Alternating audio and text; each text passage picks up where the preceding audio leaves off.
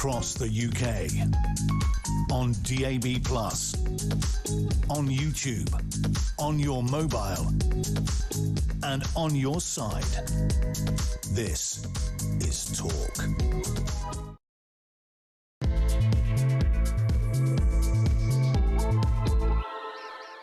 A very, very good morning to you. This is Talk, the home of common sense, with me, Julia Hartley-Brewer. It's coming up 3 minutes past 10, and whether you're listening on DAB Plus radio or on your smart speaker, watching on YouTube, or you're connected to us, thank you very much indeed for joining us. Lots to talk about. If you miss anything from the show, don't forget to go to my YouTube page, the Julia Hartley-Brewer Show. Hit subscribe, and you never have to miss a thing. Coming up in this hour, we are going to be discussing Tony Blair's unprecedented attack on Keir Starmer's record in office, saying he has no coherent plan to fix Britain. Former Prime Minister says Labour will lose the next election unless it ditches the drive for net zero, cuts back on welfare spending and does whatever it takes to stop the migrant boats. 1,000 illegal migrants having arrived across the English Channel only yesterday. I mean, he's not wrong, is he, Tony Blair? He's not wrong. Apart from the fact that, of course, the legal migration on a mass scale started under his watch. We're going to be talking about that. I want to get your views on that as well. Also, of course, that latest Ofgem price cap, as predicted, although it's actually worse than many experts had predicted. Our household bills will see an extra £221 on average over the year, an increase 13% as a result of the war in Iran, driving up energy costs. Of course, finally, I think it's about 40% of people are on fixed energy bills, so they'll be all right for now. Everyone else, you know, buckle up, guys. It's going to be a bumpy ride. And, of course, all related to net zero, but not just the Iran war, because we are massively more affected than many other countries. Why? Because of mad net zero policies from the Tories and from the current Labour government. And Ed Miliband, as usual, the net zero secretary, has been doubling down, as you would have expected, from a hysterical climate change lunatic. I think that is not an incorrect description of his views on this issue. But there we are. I want to hear from you. I mean, I don't know many people who are going to read the full 5,700 words that Tony Blair has written in this essay on the Tony Blair Institute webpage. I doubt Tony Blair's read all of them, to be honest with you. I think he has people who write these things for him. But he says that Keir Starmer has no coherent plan to fix Britain, but he also crucially says that changing leader won't be enough to save Labour. He says it's about the policies. It's not the message, it's not the personality, it's about the policies. What is your reaction to that? Now, whether you're a Tony Blair fan or whether you are a Tony Blair hater, whether it's the Iraq war or migration or whatever, surely you can't disagree that his analysis of what needs to be done now is right, isn't it? I mean, should we bring Tony Blair back? I mean, he's not a lord. He's just got his knighthood, Sir Tony. I mean, given the choices that we're going to be stuck with for the next 2.5 years or 3 years after the inevitable happens and Keir Starmer's ousted, I mean, I'd take Tony Blair over Andy Burnham or Ed Miliband or Angie Rayner or any of the others, wouldn't you? Maybe I'm being too gentle. Maybe I've got little rose-tinted glasses for the past, given all of the problems that Tony Blair left, the landmines he left across not just our economy, but our culture, with many of the policies he had. I want to hear your thoughts. Give us a call. 0344 499 1000 is the number to get in touch. You can text the word TALK and your message to 87222. Get in touch with us on X as well, at talkTV. Calls are charged the national rate, and text costs £1, standard network message. And you knew all that anyway. Delighted to say Claire Pearsall, as always on a Wednesday, joins us, former Conservative Government Advisor. Very good morning to you. Morning. I do want to touch briefly on the energy bills, because actually what a former Prime Minister says about future politics is one thing, and it is relevant and it is important, it's worth discussing. But people right now are going to be going, how much are my energy bills going up? If you are on joint gas electricity from the same firm, which is most people, if you're not on a fixed price, again, most people, you are going to be hit with a £221 increase in your household energy bills from July. Now, it's expected to go up again. Now, we had the price. They do this thing, don't they? They do a price cut and then they do a price cut. Now, this is the first time that our energy bills are specifically impacted by the Iran conflict. And look, everyone around the world is being impacted by that, even in America, where they're fracking and they're the biggest oil producer in the world now. They're still impacted by it. But no other country in Europe, no other wealthy country, no other G7 country has been remotely as impacted as we have been. That's not me saying it, that's the IMF, that's OECD and others. They're saying we are uniquely impacted. Why? because we are not drilling for oil and gas new licences in the North Sea, because we're too reliant on unreliable renewables. We don't have gas storage. We haven't built nuclear power stations. I mean, we're not fracking. I mean, you name it, every policy. So our bills are going to go up to an average bill every year, average £1,862 a year. That is a shed load of cash coming out of people's pockets when their other taxes have gone up, when they're paying more council tax, they're paying the other bill, everything, your phone bill, everything's gone up. That is going to have a real impact on people. It is. It's going to be enormous, because it doesn't mean that you can really save in any areas, because you still need to put the lights on, you still need to be able to cook and use the appliances that you have at home, you need to be able to wash your clothes. You need to be able to heat your home when it gets cold. And then heat your home. So if it's going up now in July to this, what is it going to be October, November time? Because it's going to be enormous. And that's when the weather comes colder and wetter. I mean, most people, it's sort of averaged over the years, so you pay quite a lot. You know, you pay more than you use in June and July, so you can pay less than you use in January and Feb and even out those bills. But it doesn't make any difference these days, because people's bills per month are just going to be enormous, irrespective. You used to be able to have a little bit of a breathing space in the summer. I always remember that. It always came as such a relief. You don't get that these days. No, absolutely not. But don't worry, they're going to give a 5% VAT discount or wherever it is on going to Alton Towers. I mean, surely that makes a difference to everybody. So you can spend an extra couple of £100 on your energy bills, but you can get sort of £1.50 off. Summer of savings, Claire. Summer of savings last week. Honestly, did you not get the fanfare? £2 saving on some tickets, when realistically people need to be able to buy food and you're getting pay all this their free heating stuff, bills. people, free this, free that, free childcare, free bus fares, free that. Yeah, but people just want to be able to afford their own bills and then pay their own way. Thank you very much. But it's not free. It's not free. Someone pays. The money comes from nowhere other than our pockets. Let's talk about Tony Blair, though, because I mean, this essay is extraordinary, 5,700 words. And, I mean, he's really not pulling his punches. He's saying that Keir Starmer has no coherent plan to fix Britain, his words. It's unprecedented. He's actually not, in the last 2 years, actually publicly criticised Keir Starmer. He makes points about policy. He hasn't actually criticised that. He's accused the Prime Minister of retreating into a left-wing comfort zone, so higher taxes, more red tape. He says that is crippling growth and it's failing to tackle the ballooning welfare bill. He said that it would be dangerous for the party to lurch to the left. He said basically this isn't an issue of personalities, it's about policy. In this particular few sentences is worth listening to. The government's principal problem isn't Keir's personality or a failure to communicate our achievements or a need to assert more strongly Labour's values. It's because we don't have a worked-out, coherent plan for the country in a fast-changing world and are in the wrong political position from which we can devise one and win a second term. The government is governing from an essentially traditional Labour soft-left position parked firmly in the party's comfort zone. He's very critical, our issue of welfare, and basically saying, not carrying through the most basic minimal reforms they had promised. He's talking about net zero. They should water down a lot of these flagship policies. The workers' rights bill, that was from Angela Rayner, Ed Miliband's net zero drive. It said we need to be, closer to America, whether you like Trump or not. You've got to be close to America because they are, our biggest partner. He says whether there is a leadership change or not is irrelevant if it doesn't start with a policy debate. Trying to force the Prime Minister out before we know what policy direction we're bringing in is not a serious way of conducting ourselves. Now, he's perfectly nice about Wes Streeting and about Andy Burnham, but basically saying, the policies that these people are looking at are going to be a disaster. He also talks about AI being a massive, big part of our future and having affordable energy. It is worth noting that one of the biggest funders of the Tony Blair Institute, which racks in millions of pounds a year, is actually a big, AI boss. I mean, but as he said, he's defended himself on the radio this morning, saying, it's because we are, our views align rather than this man is telling me what to think. Amazingly, I don't think he's actually suggested we have digital ID cards as the solution to everything, which surprises me, Sir Tony. Nice that you can take a break from that occasionally. But I've got to be honest with you, reading through it, I can't see anything I disagree with.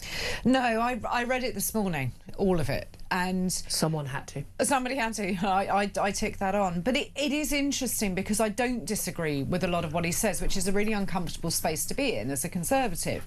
But he's saying that you need to have a political philosophy, and it doesn't matter what that is. You have to have one. And if you look at who our most successful prime ministers have been, there is Margaret Thatcher and Tony Blair. Yeah. And they both had philosophies, whether you agreed or disagreed or took There was parts a coherent plan. There was, and they brought the public along with them. So they had that plan, and then they persuaded the public that it was the right way to go about it. And this is what he's advocating. And I think at the moment we're seeing politics as just very knee-jerk reaction. Yeah. Well, very it's the swift social media U-turn. ban. The Prime Minister saying he wasn't mind to do that. We'll see what Australia does. But, you know, Angela Rayner, Wes Streeting, lots of, you know, sadly, parents who've lost their children, they're saying, well, we should do it. And even if the evidence is against it, that it doesn't work and it might create more dangers of itself, it's on its own, odds are, it's been reported the last 2 days, he's going to go for a social media ban for under 16s.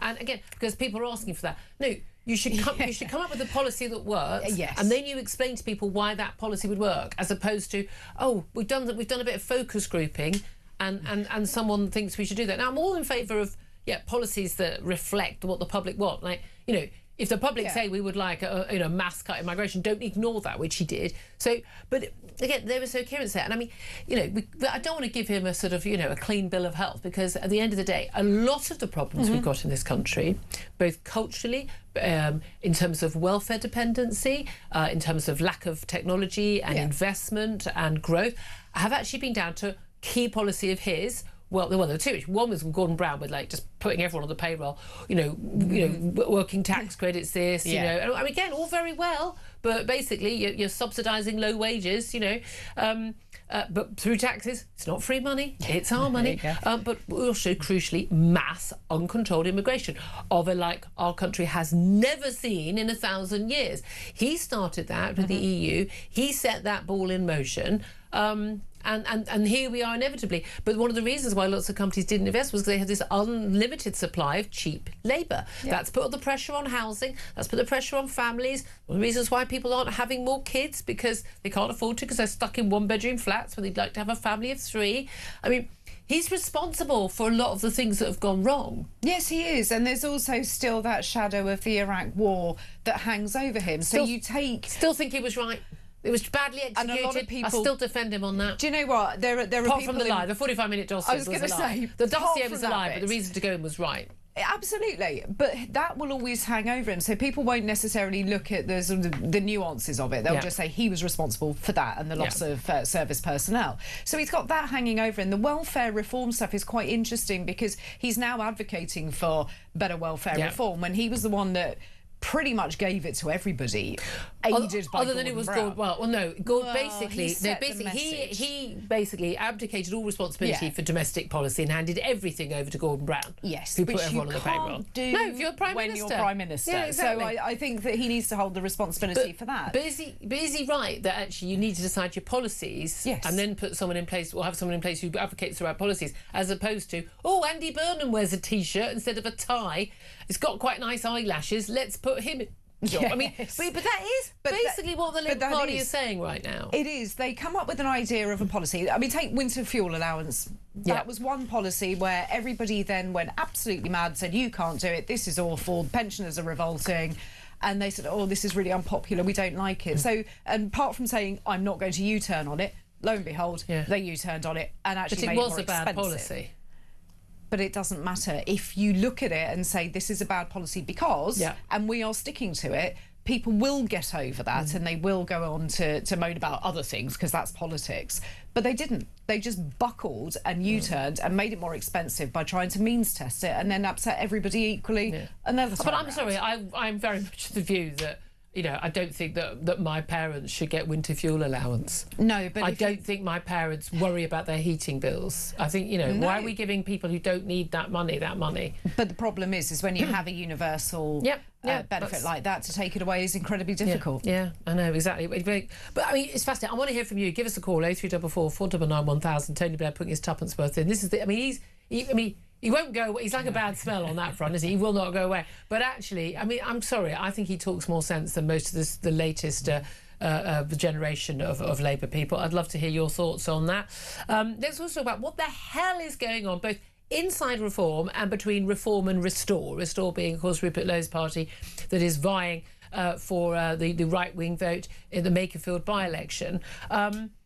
But I mean, first of all, let's talk about what's going on between Reform and Reform. We've got Zia Youssef, who is the Home Affairs spokesman for Reform, and we've got Robert Jenrick, who, you know, the incomer, the Tory incomer, who is their sort of their Treasury spokesman. And basically, there's been a bit of a row, but again, a public row. And again, these people have got...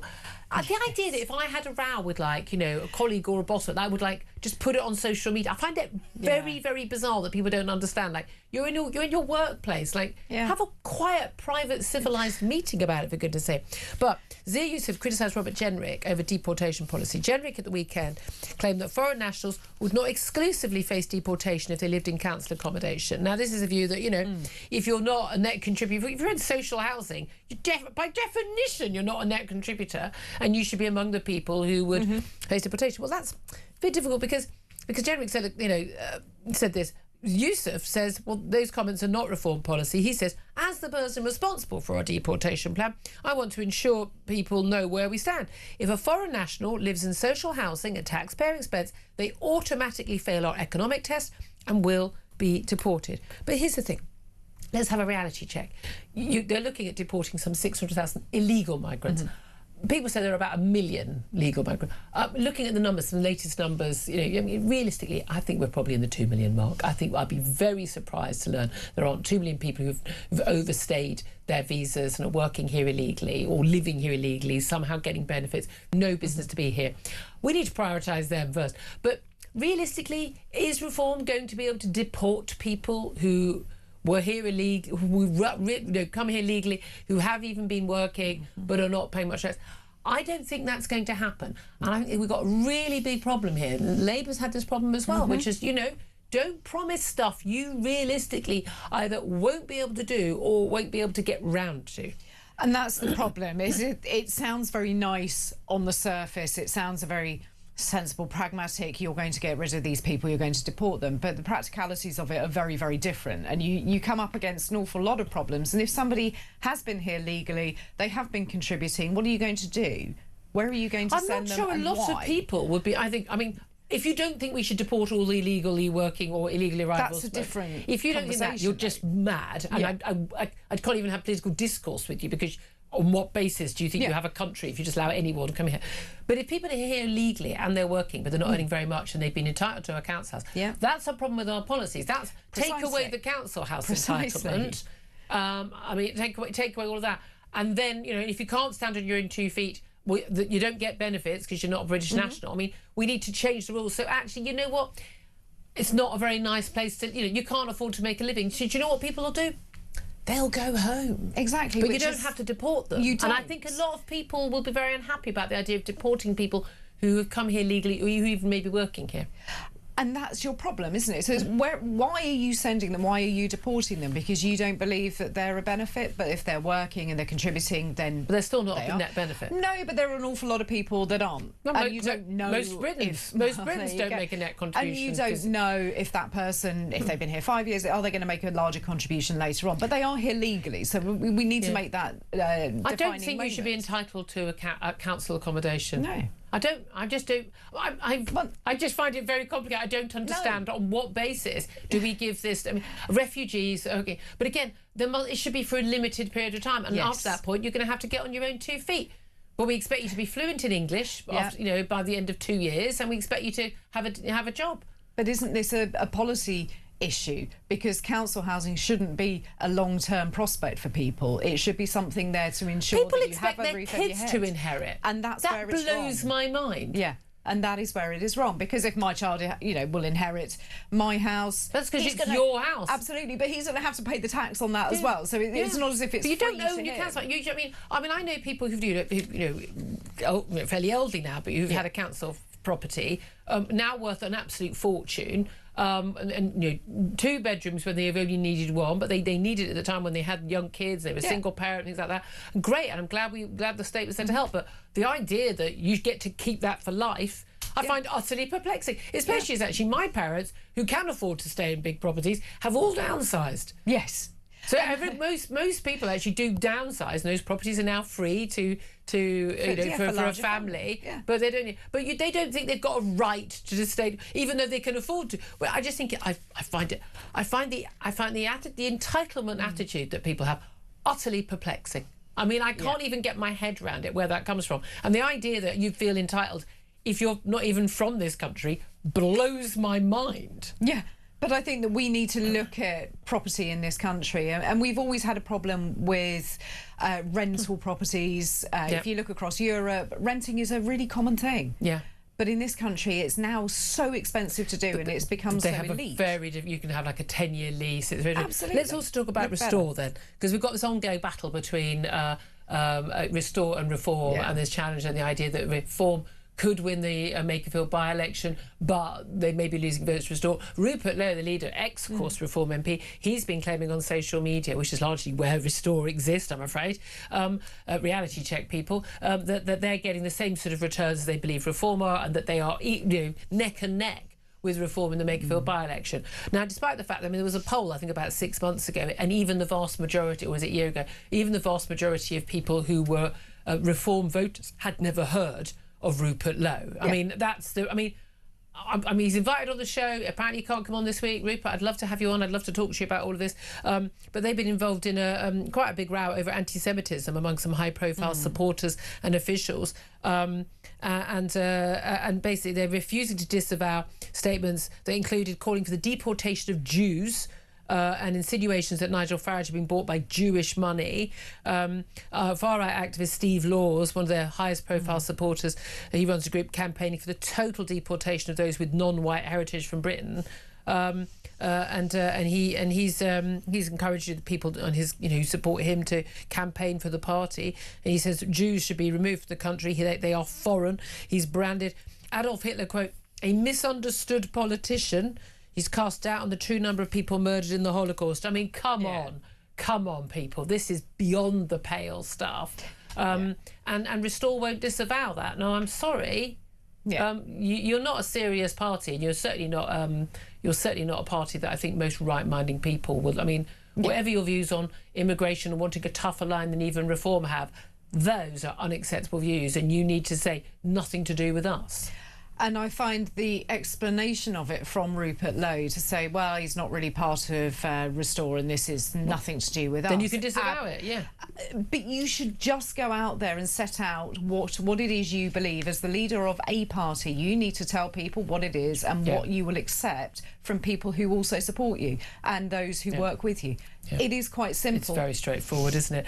Can we also just talk briefly about those three teenage boys, two of them convicted of multiple rape charges, it has to be said, multiple rape charges, 11 charges between them of two schoolgirls, two separate occasions, one at knife point, put on social media, laughing, who extraordinarily, with another boy who was egging them on in the most disgusting fashion, who also got convicted.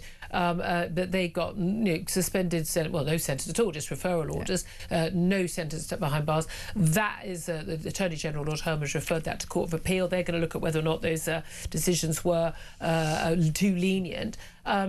But I mean, there's a lot of concern about, like, was it because these boys were young? The judge had said, oh, well, these, I don't want to unnecessarily criminalise you, but, you're not unnecessarily criminalising someone who's committed multiple rape and on more than one occasion. And the argument being they've got low IQ, one's got ADHD, they're from a traveller group, and guests we've spoken to, experts, were saying actually, they actually exhibit all of the signs of people who are likely to go on to even more offending, perhaps even of a more serious nature. It's not much more serious than rape. And there's just, I wonder whether because they're from a traveller community, and therefore one of the mitigating circumstances in sentencing is someone from a disadvantaged group.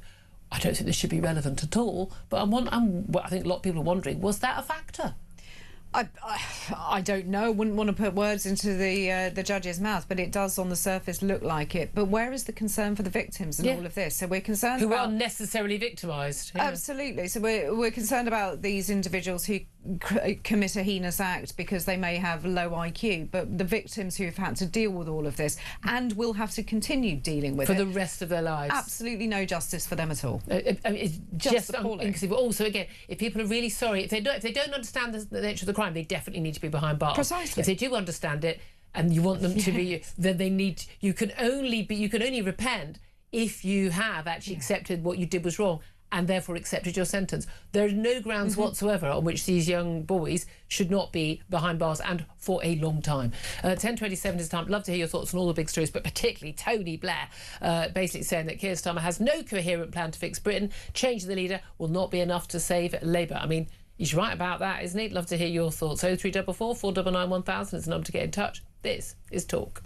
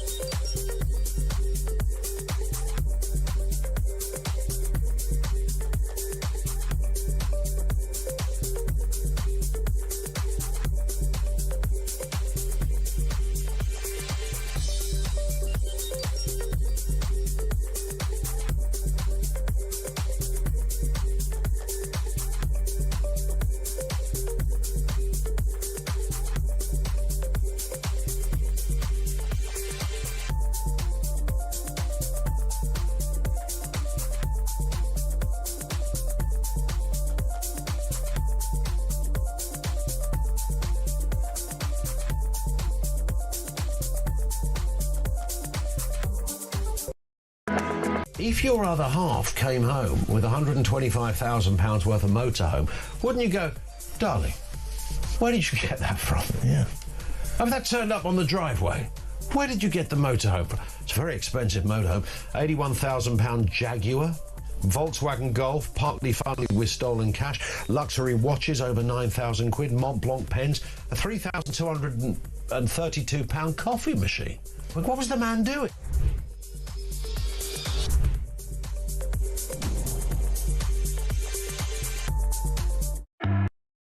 Across the UK, on DAB+, on YouTube, on your mobile, and on your side.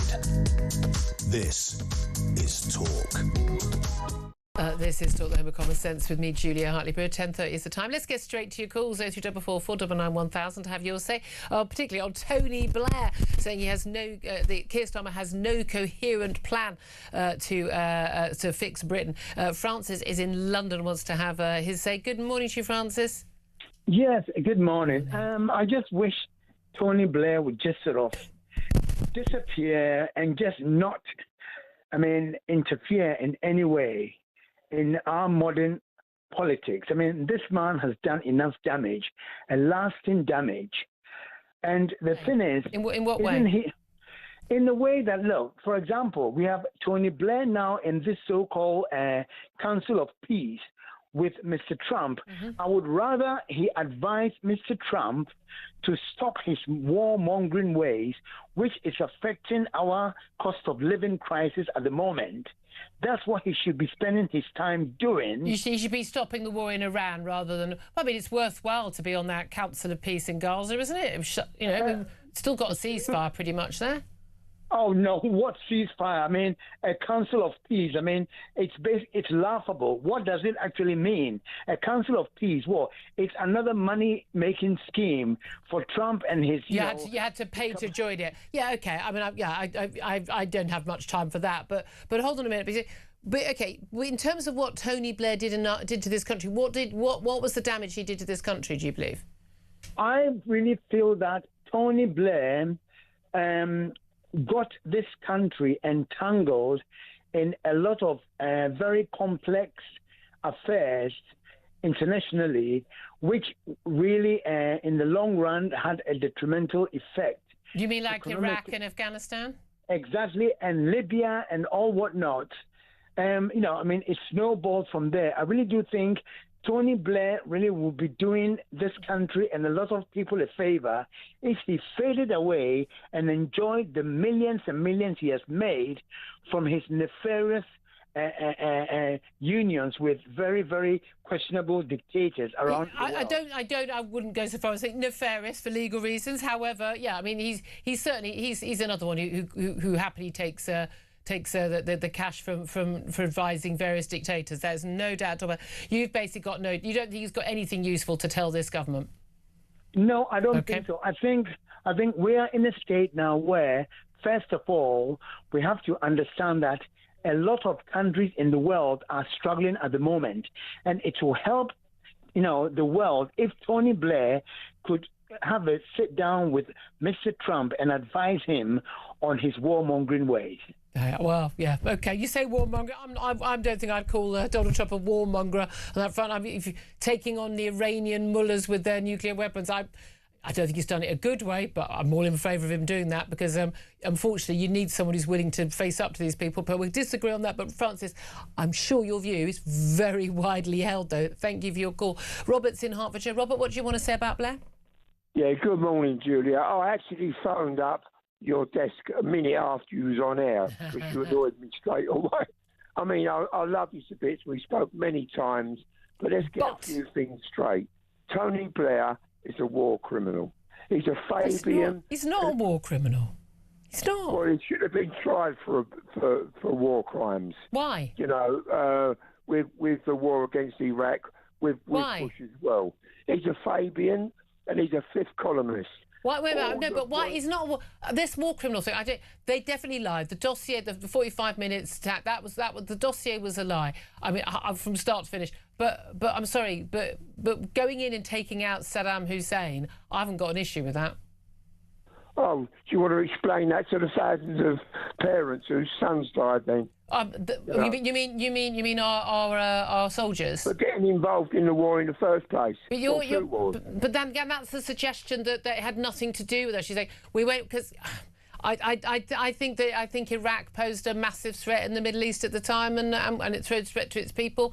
I think we could have done the war a lot better. I think there wasn't enough planning, massive corruption, all that. I accept all of that, but I think the actual principle, personally, I still stand by it.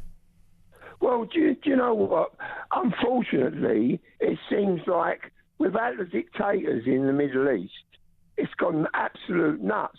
I think the world, our side of the world was better off when there was dictators. Well, as long as the dictators aren't waging war on us or funding, terrorists like the Ayatollah. But I mean, but the trouble is we don't get a say. The only country that's democracy in the Middle East. Israel. That's why they should be our ally. Well, yeah. I mean, I'm a proud Zionist. Yep. I mean, I am, and I will be to the day that I die. Yeah. Okay, but if I could just quickly switch it to the right, you've got three people there on the right. They're all narcissists. No, I can't even say it. You know what? Narcissists. Yeah. Right. Rupert Lowe. And I am a member of Reform, but... Okay, Nigel Farage then. But who's the third one? There's one pure person with no... And that's Tommy Robinson. I don't care what you say. I'm sorry, mate. You've got... People, genuinely... I know there's some of the things that he's been saying, he's been right about certain aspects of certain things. I'm telling you, this is a man who is about... Tell you what Tommy Robinson cares about? Tommy Robinson. That's the only thing Tommy Robinson cares about. Trust me, he doesn't give two hoots about this country or you at all. I promise you he doesn't. And that is it blows my mind how many people are fooled by him. Trust me. Robert, thank you for that. 10:36 is the time. I'm going to take a quick break. Then we're going to be talking to Ian Duncan Smith. What does he make as a former party leader? Talking about a former party leader of the Labour Party giving his tuppence worth. This is Talk.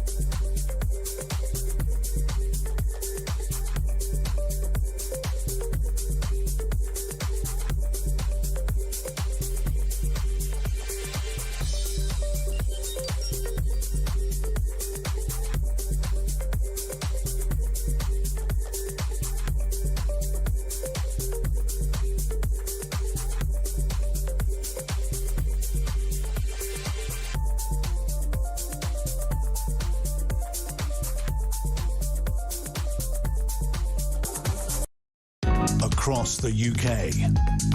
On DAB+, on YouTube, on your mobile, and on your side. This is Talk. A very good morning. Welcome back to the show. 10:38 is the time. I'm Julia Hartley-Brewer. Let's get straight to my next guest, former Conservative Party leader, Sir Ian Duncan-Smith, MP. A very good morning to you, Sir Ian. Good morning, Julia. Thank you very much indeed. Well, it's very interesting to have a Sir Ian, former Conservative Party leader, in to talk about Sir Tony, former Labour Party leader and Prime Minister, of course, about what he's had to say. I mean, hard-hitting essay that the former Labour Prime Minister has written, basically saying, for all purposes, Keir Starmer has no plan. There is no coherent plan to fix Britain. Major policy areas that he believes that the party is wrong on. And he's saying that it's not about personalities or communication or changing the leader, it's about the policies. I'm wondering if there's a single word of his essay that you disagree with. Well, not really. I think that he's not a sort of soothsayer. You can see this a mile off, frankly. Yeah. I mean, the truth with this is I think where this government has gone wrong, and I know I'm in opposition, I'm bound to say this, but I'm going to make this observation because it's having known what it's like to get into government in charge of the biggest spending department, you have to arrive and hit the ground really hard and move. So you have to have made your plans up as to how you're going to do things immediately, and then you simply consult with civil servants as to what can be done, what can't be done, but you're moving. Legislation that's necessary, got to get it done. I've always said, you basically in government, you have 2 years after election to get all of your things through. After that, you are hit by problems from some of those and other problems arising, as Macmillan said, events. Then that tends to knock you backwards for the next 2.5 years. So you're always having to repair the damage whilst you try and make progress on the things you want. Yeah. What was intriguing about this government is it seemed to have arrived with this landslide. By the way, a landslide achieved only on 33% of the poll, a sort of absolute record low for a landslide. But that notwithstanding, they seem to have managed to have arrived and then stood still. There didn't appear to be any plan. We all assumed, they're just not putting it in the manifesto, and when it said change in big letters, that they did have a plan for things to do. They didn't want to tell us what they were. But it really does appear that they just kind of wanted to get elected. And then everything would be better.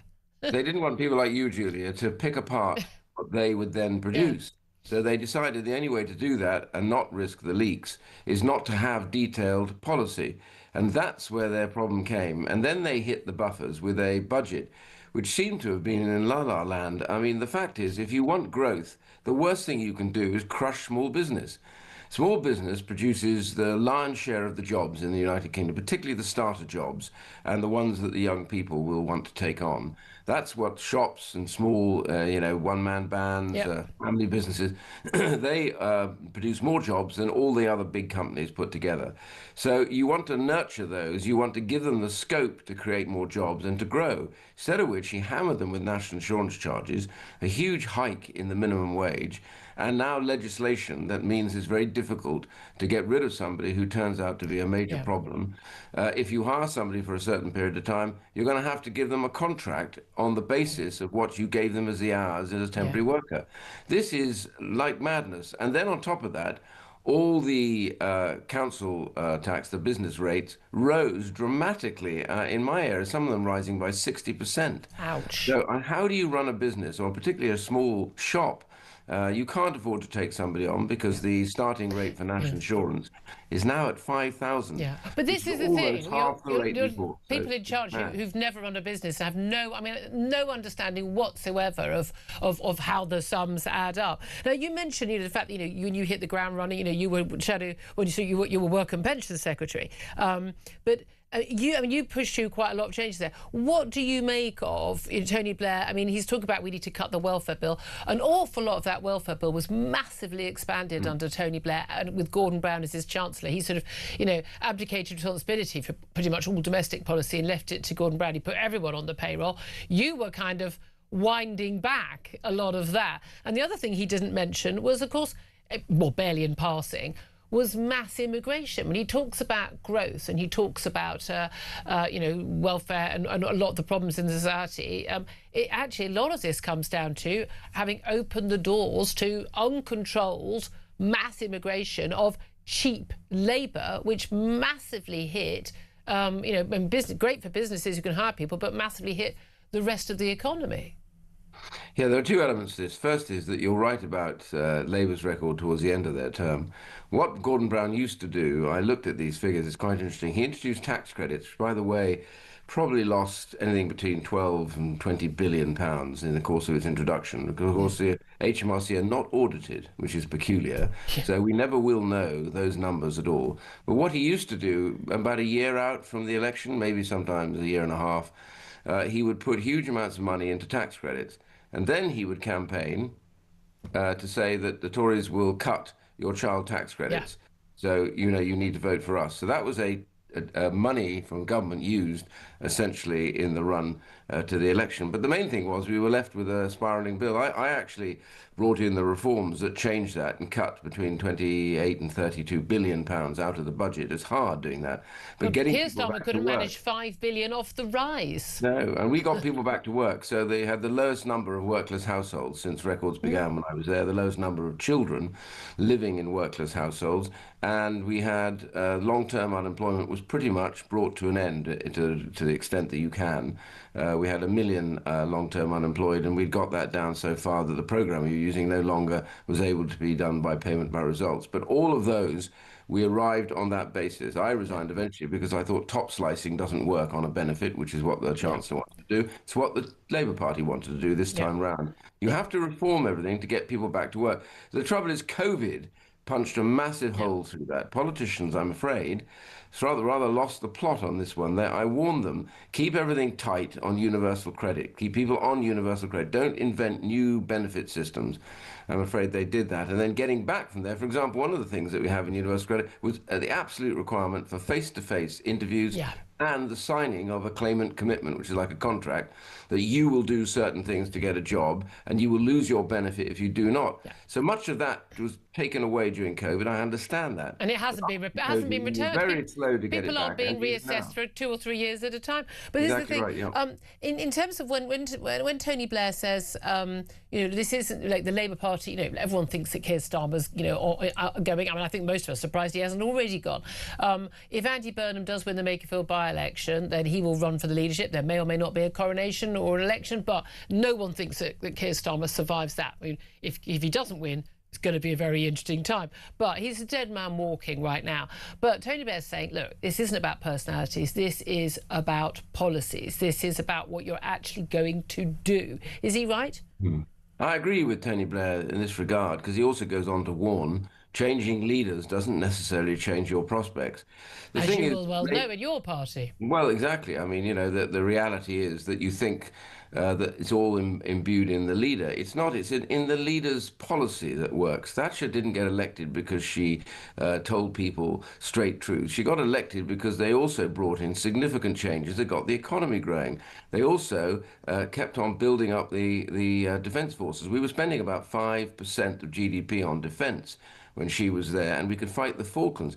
I was saying to somebody the other day, we had 51 frigates and destroyers available to us at the time of the Falklands. We couldn't muster up about 11 working ones now if we wanted to try. So it was about what they did. Yes, strong voices, yes, strong policy, but showing people that what you're delivering actually changed their lives, and that's why they did. But all the rest, basically, one way or the other, most changes don't result in anything else but a continuation of what was bad before. And so changing leaders doesn't necessarily change it. You want them to change the policy, change the direction. The budget's bad here. The Chancellor isn't particularly good. I'd rather change the Chancellor than change the leader, because she's critical to why this government is doing so badly at the moment. And yet it does appear, actually, that the alternative options for Chancellor are so bad in terms of the market view that actually Rachel Reeves looks like the best bet. That's quite telling, I have to say. Time's against us. I wanted to ask you a little bit more. Actually, very, very briefly, can I ask you about reform and Restore UK? We've got battles. We've had, reform taking on the Tories. Now we've got Restore taking on reform. Everyone's getting squeezed. There's been talk about, which party should stand offside for Makerfield. And they're like, what do you make of all these internecine battles? Well, I think it begins to show that in that fractured part of the right, which Reform and Restore and others represent, where people are angry and they're wanting to vote there, and I understand their anger and their concern. I mean, migration got out of control. I understand all of that. But the reality is that the one leader that seems to be calm and planning a future and being very direct, almost Thatcher-like in one sense, is Kemi. She doesn't spend her time having a go at the others. She basically gets out there, tells everybody what's wrong with the government, and has a policy for it. And I have to say that is exactly the right way in opposition, that you gain strength. I see that she's recommended above all others now in party leaders. I don't blame her. Well, I'm going to say, you would say that, wouldn't you, being a I would, yeah. I'll have to leave that there. So, Ian Doug Smith, always good to talk to you. Thank you very much indeed. 10:48 stuff. Claire Pearsall, look, you're also a Conservative as well. Yeah. Leaving aside that, it is interesting when he talks about government, about, like, you know, having got in, you know, being Work and Pension Secretary, an incredibly effective minister. You know, you have to hit the ground running. And that was the thing, this government really hasn't got a clue. And we've got no expectation that whoever takes over from Keir Starmer has a plan either. No, it was a loveless landslide that won them the election, because they essentially weren't us, and the public had told us that we didn't want that we weren't wanted. But I think Sir Ian is right when he said you've got to change your policies, not your personnel, and that's every party needs to take heed of that, because it is incredibly important. Yeah, people want a good bit of leadership. They just want people to run the country well. Yeah. Is that really such an impossible and unreasonable ask? Could you just be vaguely competent? Can you walk in a straight line, speak vaguely coherently without us dying a death of boredom? And could you just have some sensible policies that actually work? And I don't know, ask experts rather than a focus group about these things in terms of, you know, how to run the economy. I mean, mind-blowing ideas. They might one day catch on. 10:49's time. Let's go to a break. Up next, talking of the economy, we're going to be talking about your energy bills, which are about to, yes, what a surprise, go up again. We're going to be talking to Angela Knight, former CEO of Energy UK, about that up next. This is Talk.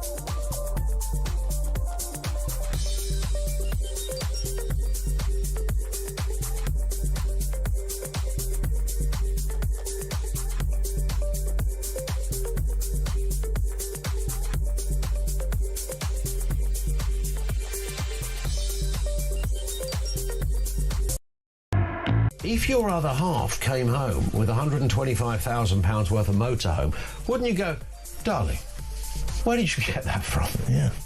Have that turned up on the driveway? Where did you get the motorhome from? It's a very expensive motorhome. £81,000 Jaguar, Volkswagen Golf, partly funded with stolen cash, luxury watches over 9,000 quid, Mont Blanc pens, a £3,232 coffee machine. What was the man doing?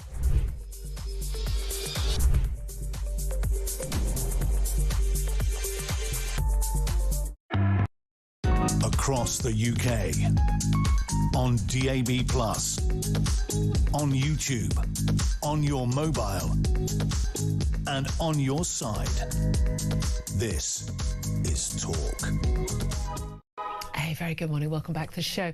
This is Talk, the home of common sense. Right, well, let's talk right now about your energy bills, which, yes, I know it's going to come as a complete surprise to you, about to go up again. Ofgem this morning at 7 o'clock announced the latest price cap, and what a surprise. We long had this predicted, that after the cut the last 3 months, it's going to be going up from July. And wow, what a big rise. £221 increase in total over the year as from July. Your average bill for your joint gas electricity is going to be £1,862. That's up 13%.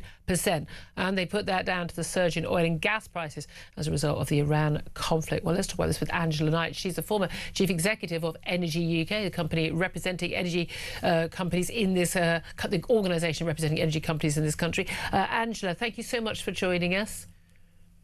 Good morning. It's a pleasure. It's not a pleasure to have heard increase, is it? No, indeed. I was just going to say, it's always a pleasure to speak to you, apart from the fact we're always doing it when it's bad news. We're never going, hey, yay, Angela, all our energy bills have halved. Isn't life great? Let's all go and spend more money on ice cream in the hot weather. It's always bad news. Explain why we have a situation where our the energy caps brought our bills down a few months ago, and as of July, they're going to go up again. Well, they came down a little while ago simply because the government took at least some of those additional costs which they add on your bill. By they, I mean the government and its policies add on the bill. They took some of that off. It's going up now because the world price of gas has gone up, and it's gone up because of this blockage of the Straits of Hormuz and the war that's taking place there, which I think is an example of how external factors can affect us and indeed every other country, and why we need to actually be pursuing a policy which focuses on keeping the price down of our energy rather than putting it up in chasing this net zero for... Well, this is the interesting thing, and this is something that Tony Blair, in his long essay criticising government policies, has talked about, the need to have affordable energy, especially for the future of AI, which uses absurd amounts of energy. But it's interesting, within a minute of this price cap being announced, Ed Miliband, the Energy Security or Net Zero Secretary, can't be both, he says the rise of the price cap because of a war we did not choose is deeply unwelcome news for households across the country. But we will continue to monitor the situation, he says. It's the second fossil fuel crisis of this decade. We must learn the right lessons. The way to get bills down for good, says Ed Miliband, and avoid these price spikes is to go further and faster with our drive for clean, homegrown power that we control. He wants more wind, more solar. If we had more wind and more solar, would that mean we would not be hit by a similar... Let's say in the next 10 years we went for that. Would that mean we wouldn't be hit so hard by these things like the Iran conflict? Not necessarily, no, because you will still need something that you can switch on and power up and send electricity to our homes when the sun isn't shining and the wind isn't blowing. That's the fundamental point. If we are going to be far more self-sufficient, there's a few things that we need to do. First of all is get building more of these small-scale nuclear reactors. Keep on talking about them. They keep being announced. Yes. We haven't yet got one going. Other countries have. But that type of nuclear power in our country, that was a very important thing. I mean, France has got them every sort of 10 miles. You can't move for nuclear reactors. Oh, that's fairly true. I mean, it's been into nuclear big time. They've built the huge ones, and of course they're building one in this country as well. The small scale ones can be done more rapidly, and what's more, can be put up in places which are wanting the power. The second thing is that energy security is helped by us pulling gas out of the North Sea. There's no two ways about it. It is ridiculous to say we can bring it in from somewhere not very nice, but we can't do it ourselves, and especially when Norway's all tapped into the same part of the same North Sea, the same basin, if you like, as we are. Now, people will say to you that won't do anything on price. To a certain extent, they are correct, as long as that is what we're proposing to do, is continue to buy gas on the world market. Yeah. But let's see what we can do ourselves. We don't have to be totally on that world market. And there's a lot more we can do ourselves. And it's cheaper to get the gas, but it's surely cheaper to get the gas out of our own oil field, our own gas and oil fields. Of course it is. Because it's going by pipe as opposed to liquefied. Yeah, that's right. Putting it on board a ship and bringing it a few thousand miles. But the third thing, and you've heard me say this before, is why is it that our electricity is all priced off whatever is today's price in gas? And that is a nonsense. That's the algorithm, the equation, if you like, that we use. And that needs to be reformed. And that's a government decision. That's not something we've always told. Well, this is what it is. So it's basically you can have 99% of your energy needs. Well, again, it's only electricity that can be renewable. And then that last bit, you need to have the gas to cover it. And the cost of that last bit of gas, that will set the price for. I mean, someone literally just made that up, didn't they? Yes. Yes, they did. That's quite an old algorithm. I mean, if I say it's 15 years, there or thereabouts, something like that. But it's completely unnecessary. But also, of course, we've got all these subsidies, haven't we? But the key thing is we are not going to be moving away to the point where we're not going to need gas to heat our homes. We're not going to need gas and oil for a vast amount of things that we do. 80% of our energy needs are still, gas and energy. They're not electricity. It's a nonsense to think we won't be hit. And anyway, the rest of the world has global commodity prices, and they're not hit in the same way as us. I mean, it can't be just that. Exactly right. Of course, the global price will affect, but it isn't the only thing.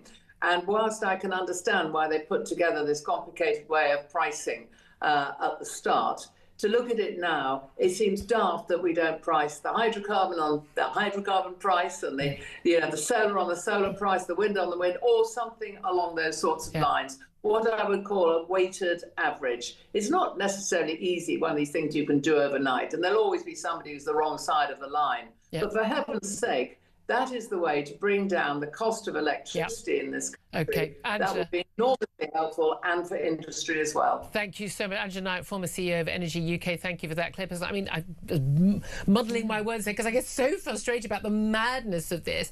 It's just insane. We are simply not hit. They're saying it's global prices. It's not, because we are far harder hit than any other country, and that's because of our mad policies. Yeah, absolutely. We're too reliant upon shipping that stuff across to the UK when we've got oil and gas fields that we could be exploiting for our own people. I don't get the objection gas to frack under our grounds. I mean, one thing Labour was saying on was like building a load of nuclear reactors. Well, where are they? It's not even started. Put a spade in the ground and start building the darn things. Meanwhile, your bills going up, and they're going to go up more in the final quarter of the year. They will absolutely be going up more, especially when it doesn't look like this Iran conflict's going anywhere soon. Love to hear your thoughts on that price rise. Love to hear your thoughts on Tony Blair. Is he actually right with his analysis? Give us a call. This is Talk.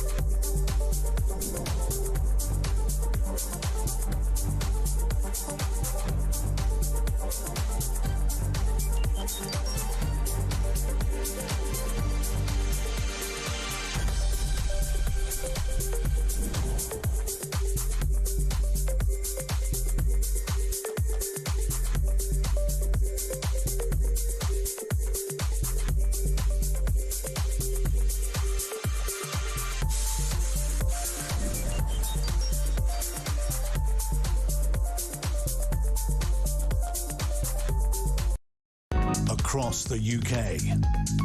On DAB+, on YouTube, on your mobile, and on your side.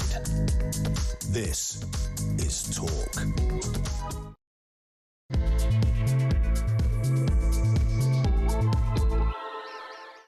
Very good morning. Welcome back to the show. It's 3 minutes past 11 o'clock. This is Talk. We are the home of common sense, and I'm Julia Hartley-Brewer. And whether you're listening on DAB Plus radio or on your smart speaker, watching on YouTube or your connected device, thank you so much for your company. If you do miss anything from the show, do go to my YouTube page, the Julia Hartley-Brewer Show. Hit subscribe, and you never have to miss a thing.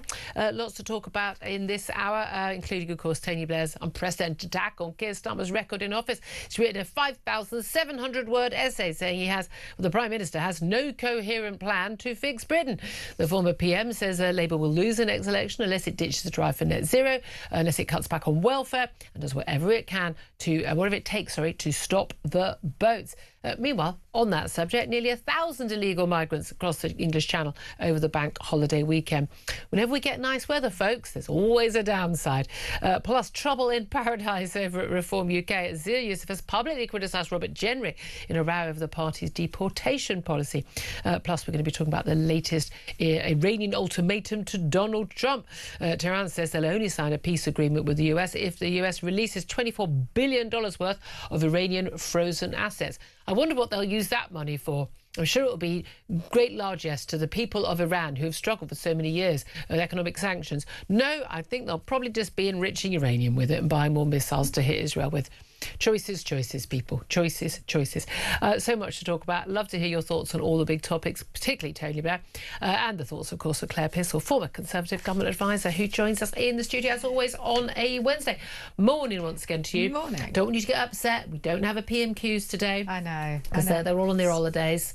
It's a week off. I have to say, my trains to work have been remarkably busy this week, given that it's supposed to be half term. Yeah. It's normally nice and quiet. I've worked it out, though. They've got air-conned offices, and they're all not working from home because it's too hot to work from home. I say work from home, inverted commas. Yeah. Or the beach, as I did. Did you? Yesterday. Were you actually working? I did some work. You see, this is, and everyone wonders why the country's on its knees. I did I needed to do and spent time with my family, so come on. Were you being paid for a day's work? Obviously. Claire is part of the problem. Send your hate messages to Claire. Oh, don't. This is it. I'm going to get so much hate. No, you for should. This now. No, if you want a day off at the beach, take a day off at the beach. But I can still work. It didn't stop me. Was it a full day's work, though? Yes, because I started at 6 a.m. So all right, we might have to. Don't have a go. We might have to give in. I don't know why she was dumb enough to tell me that, to be honest with you. Oh, because you love it. I love it. Anyway, I don't think Tony Blair would approve. That man doesn't stop working. Here's the thing. If you've been the former Prime Minister and you had millions, I mean, the man is seriously rich. Yeah. I mean, his children, through his property empire, the businesses they've started and things, all credit to them. At least they're all working. They're not all layabouts, drug addicts or whatever. They're actually working. His family, they are very, very wealthy now. Would you, if you were Tony Blair, would you still be working? No, absolutely not. I'd be so on the beach. So would I. I would be so on the beach. Whichever holiday home that I had in the place that I want to be. This, ignoring everything. And this is why. And he's still claiming she's working. No, clearly. This is why these people become prime minister, because they are so driven. Yes. And they do go. So his Tony Blair Institute has been a big part of. He's been making a load of money, but he also wants to basically drive the future. He's all about the digital ID cards, the AI. He'll take money from virtually any dictator. He doesn't care. But sometimes, frankly, he speaks a lot of sense. Sir Tony Blair, as he is now, has said that Keir Starmer, the current Prime Minister, is still there. Just in case you've woken up from a coma, he is still there. Keir Starmer has no coherent plan to fix Britain. He says that changing the party leader won't be enough to save Labour to win the next election. I want to know your reaction to that. Give us a call, 0344 499 1000. Text the word talk and your message to 87222. Get in touch with us on X at talkTV. Calls are charged of the national rate and text cost. All together now, one standard network rate message. You never join in, Claire. Let's just go through. I won't read the whole thing out to you, but genuinely, this is a really interesting piece. Basically, he's saying it would be dangerous for the Labour Party to lurch to the left. He's perfectly nice about Andy Burnham and about West Streeting, the likely candidates, but he said that basically changing leader won't save the party. He says the government's principal problem isn't Keir's personality or a failure to communicate our achievements or a need to assert more strongly Labour's values. Tony Blair says it is because we don't have a worked out, coherent plan for the country in a fast changing world and are in the wrong political position from which we can devise one and win a second term. He says the government is governing from an essentially traditional Labour soft left position, parked firmly in the party's comfort zone. He said that none of the would-be leaders appear to have a better plan for Britain. He says whether there's a leadership change or not is irrelevant if it doesn't start with a policy debate. Trying to force out the Prime Minister before we know what policy direction we're bringing in is not a serious way of conducting ourselves. Now, these are really, really firm words. He's saying, you know, the comfort zone that Labour like of high taxes and red tape, he says that's crippling growth. He says we need to be able to tackle the ballooning welfare bill and net zero, get cheaper energy, go forward in AI, staying close to America as our biggest ally, knowing where we are in the world. I mean, he needs to stop the boats. I mean, the one thing he only vaguely mentions it, it doesn't really go into is the fact that, I mean, small point worth making, mass immigration, that was the policy that he brought in. And it is interesting, I think, that you've got the likes of Liz Truss. I mean, she's pointed out today, the Blair-Brown era was responsible for the Bank of England Act, making it independent, Human Rights Act, Constitutional Reform Act, Equality Act, Climate Change Act, and more. She says power was taken from the elected, given to progressive bureaucrats and judges. That's why Britain is an ungovernable mess. I mean, he's got a point. She's also got a point, though, hasn't she? But isn't it so much easier when you're on the outside to look at what's going on, because you are so far removed from it at that point? You have no skin in the game. Not worried about getting elected. Precisely. And I think that's the problem. And politicians now are only ever working in 5-year terms. They are so scared. I don't even think they think that ahead. Oh, it probably I think it's 24 hours. Yeah. But they are so scared of making those changes because they think, how is that going to affect? And there's one thing that Blair says in his piece about everything moved to the right in the 2024 elections. So why were Labour saying this means we need to go further left because that's what the public want? He said you can't sort of square that away. And I thought this is the problem of the Labour Party. It's trying to go back to something that it isn't. Yeah. And it's not what. But it's not tackling any of the real problems. And again, failure to tackle, absolutely unwillingness and inability to tackle welfare dependency. You're not going to tackle the jobs crisis. You're not going to be able to tackle again, not going to be able to tackle jobs crisis if you haven't got cheap energy, so businesses can afford to run, and putting prices up and charge national insurance and minimum wage and everything up for businesses is not going to work. Now, a lot of people say, look, he just represents money now. What does he care? What does he know? You know what? The guy won 3 elections. Yeah, he won 3 elections because he was so unpopular after the Iraq War. He won 3 elections, guys. I mean, I really find it quite bizarre people don't remember this. No. He's a very clever guy. He's a thinker. He understands his stuff. I mean, I really struggle to disagree with very few words in this essay. I was looking for something that I could point at and say, see, this is why you're wrong, and it wasn't coming. It's the omissions. I mean, the things he's not accepting. And again, there is an issue where, you should get rid of the illegal migrants. Well, you should tackle that issue. Well, yeah, but you can't do that, as Liz Truss points out, because you brought in these mad, human rights and things. But again, none of that is insoluble. I mean, an awful lot of people in government, and your lot were like this for 14 years, like, look, this is just where it is. What can we do? No, you are elected to change laws if you need to change laws. And certainly that's what people would expect if, say, we had reform or Tory coalition at the next election. There would be an expectation that there is a massive change to laws to enable governments to get on and do the stuff they need to do. And it's so much easier to point the finger at other people and say, but it's their policies that have made this really difficult. What are we going to do about it? Actually changing the policies is the really tricky bit, because you need to understand what it is you want to do in the first place. And that's the thing about people. Again, the reason why we don't know what Keir Starmer stands for, the reason why we don't really know what Andy Burnham stands for, is because they don't know either. Precisely. And that is one of the key things. And it's interesting, he was specifically critical of Andy Burnham, saying, in that PR video he did, his collection video for Makerfield, saying, but we, the last 40 years have been, terrible government. But he was a government minister. Yes, he was Secretary of State for Culture and for Health, and a minister and certainly an MP for an awful lot of that time in a Labour government. And as Tony Blair was saying, does he really mean that there was nothing good in Thatcher, nothing good in the Tony Blair and Gordon Brown governments? I mean, he's basically dissing everything that everyone else has done. And that's the thing. So Tony Blair, this sort of new way of putting something is very similar to the third way that he brought out when he was back in power, and it's cherry picking the best bits of the left and the right and bringing them together and see how you can make it work, which at the time I disagreed with fundamentally, until I then looked at it a little bit harder and went, actually, he's got a point. I mean, are good things. I was a big fan of his in '97, like a lot of people, and then I opposed his tuition fees and also taking, that basically the banning on cigarette advertising, but not for after Bernie Ecclestone gave £1 million for motor racing. I'm like, no, this is corruption on a grand scale. Yeah. No, and I won't have it. I'm zero tolerance on this stuff. It leaves me very few people to vote for, I have to say. But I do think they need to get that message. It just got worse and worse and worse. And again, the mass uncontrolled immigration, I think we are going to be you can change your energy policy. When you've had mass uncontrolled immigration, you've had 10 million people come to the country, most of them you can't remove.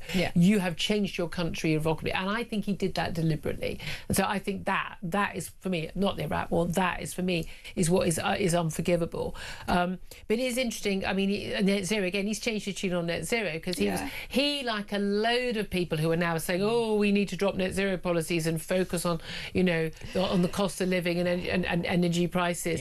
Oh no, they were all the people who were pushing this because it was fashionable to do so, and everyone thought you were a good person. And there were also sort of people who were criticising people like me, going, this is all a scam and it's madness and we can't do it, it's unachievable, unaffordable and undesirable.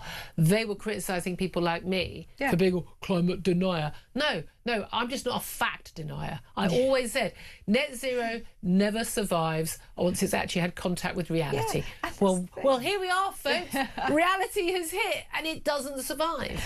And that's unless you're a Miliband. And that's what makes me really cross. There is a whole bunch of us who knew that it was going to be rubbish all the way through. We didn't sort of get onto that trend of saying, windmills are going to save the economy. I mean, Donald Trump's been right about that all along. Absolutely. And when he says it's a scam, it is literally a scam. Absolutely. The money making that's been going on. I know, and then I get called a climate denier, and I want the planet to burn. I've never denied the climate. Why? I've never denied the climate. The only good thing is there are still people who think that the world is about to die and they shouldn't have children as a result. And this is just Darwin in action, because we are basically weeding out some really thick genes at this point. We really are. They don't want the hysterics to breed. They just create more hysterical children. Yes, that was eugenics, in case you were wondering. But someone's going to complain, for the love of God. Right, I mean, talking of the net zero, of course, we were just talking before the top of the hour about our energy bills going up, £221 on average a year from July. But that's not the last we've heard of it. Bearing in mind, by the way, do you remember we were going to have 300 quid off? Our energy bills going to be 300 quid off? They're going to be cheaper. Well, they're not. They're not. They give with one hand, they take with the other. This is the result of the Iran conflict, but it's also the result of the fact that we are dependent on imported energy, because there are no new licences for oil and gas drilling, no fracking licences in this country. We don't build nuclear power stations. We've got no gas storage. We don't even store jet aviation fuel. Our energy policy it's so beyond bad. It's laughable. It's almost like Xi Jinping, the Ayatollah in Iran, and Vladimir Putin are running our energy policy, because it's so detrimental to our economy, our defences and everything else. It's mind-blowing. And those three individuals are not sort of sitting there thinking, what are we going to do for money for our country? Because they are rolling in it, and we're the ones who are suffering. But also, most people's bills were going up prior to the Iran conflict, so you can't just pin it all on that. We have had such an abysmal energy policy, and my party has its part to play in this hugely. As well, because Boris Johnson, absolutely leaning towards net zero and thinking everything was going to be tremendous if you just shoved up some solar panels. Well, no, it doesn't work like that if you don't have infrastructure, and this is what irritates So even if you have the every single infrastructure, it doesn't work like that. That's no, the it basic doesn't. problem. But you It can doesn't. have renewable sources of energy if you invest in things like storage systems, which then nobody wants. Nobody wants. Which, by the way, costs too much. Exactly. So what are you going to do? And if you want It's business... unforgivable. Your party's just as bad. And I'm not blind to that, and I disagree. And you with have it been then. speaking out on it. You have absolutely. I mean, Ian Doug Smith, who was on earlier, has always been saying on that one. What is going on the right of this country in terms of politics? So, because we've seen, haven't we, Nigel Farage, in every political party he has created, or been a big part of. I mean, he didn't create UKIP, but he was, the UKIP, and then you've got Rebecca's party, now the Reform Party. I mean, him returning to the leadership of the Reform Party in 2024, I mean, within a few months, achieving an extraordinary result at the last general election may well have helped contribute, your lot being out of power, the Tories, Labour getting in on only 33 and a bit percent, because the people either didn't vote Tory or they voted Reform, and lots of seats. That right-wing vote was split. We are now seeing in the Makerfield by-election the right-wing vote being split, not just between Reform and the Tories way far back on this, on polling. And again, we've only had one poll. We spoke to Sir John Curtis, the doyen of polling and analysis yesterday, and he was saying, look, we've got one poll, and it's early days. And again, we must remember, most people in Makerfield won't even know there's a by-election on. They're getting on with their normal daily lives. They're busy just having a normal life, but working from home in the sunshine. But now we've got Restore. Now, Rupert Lowe left the Reform Party, big fallout. So a lot of people do have a big fallout with Nigel Farage and his party. They claim that, the polls showed they had 7%, which would be enough to basically give Andy Burnham the win over the Reform candidate from 43% to 40%. And Restore are claiming actually they're doing so well in the seat, they may be vying with Reform. Is this all just about male egos? And frankly, this is a technical term, a lot of big male egos, a lot of slapping willies on tables. That's how I view it, I'm afraid.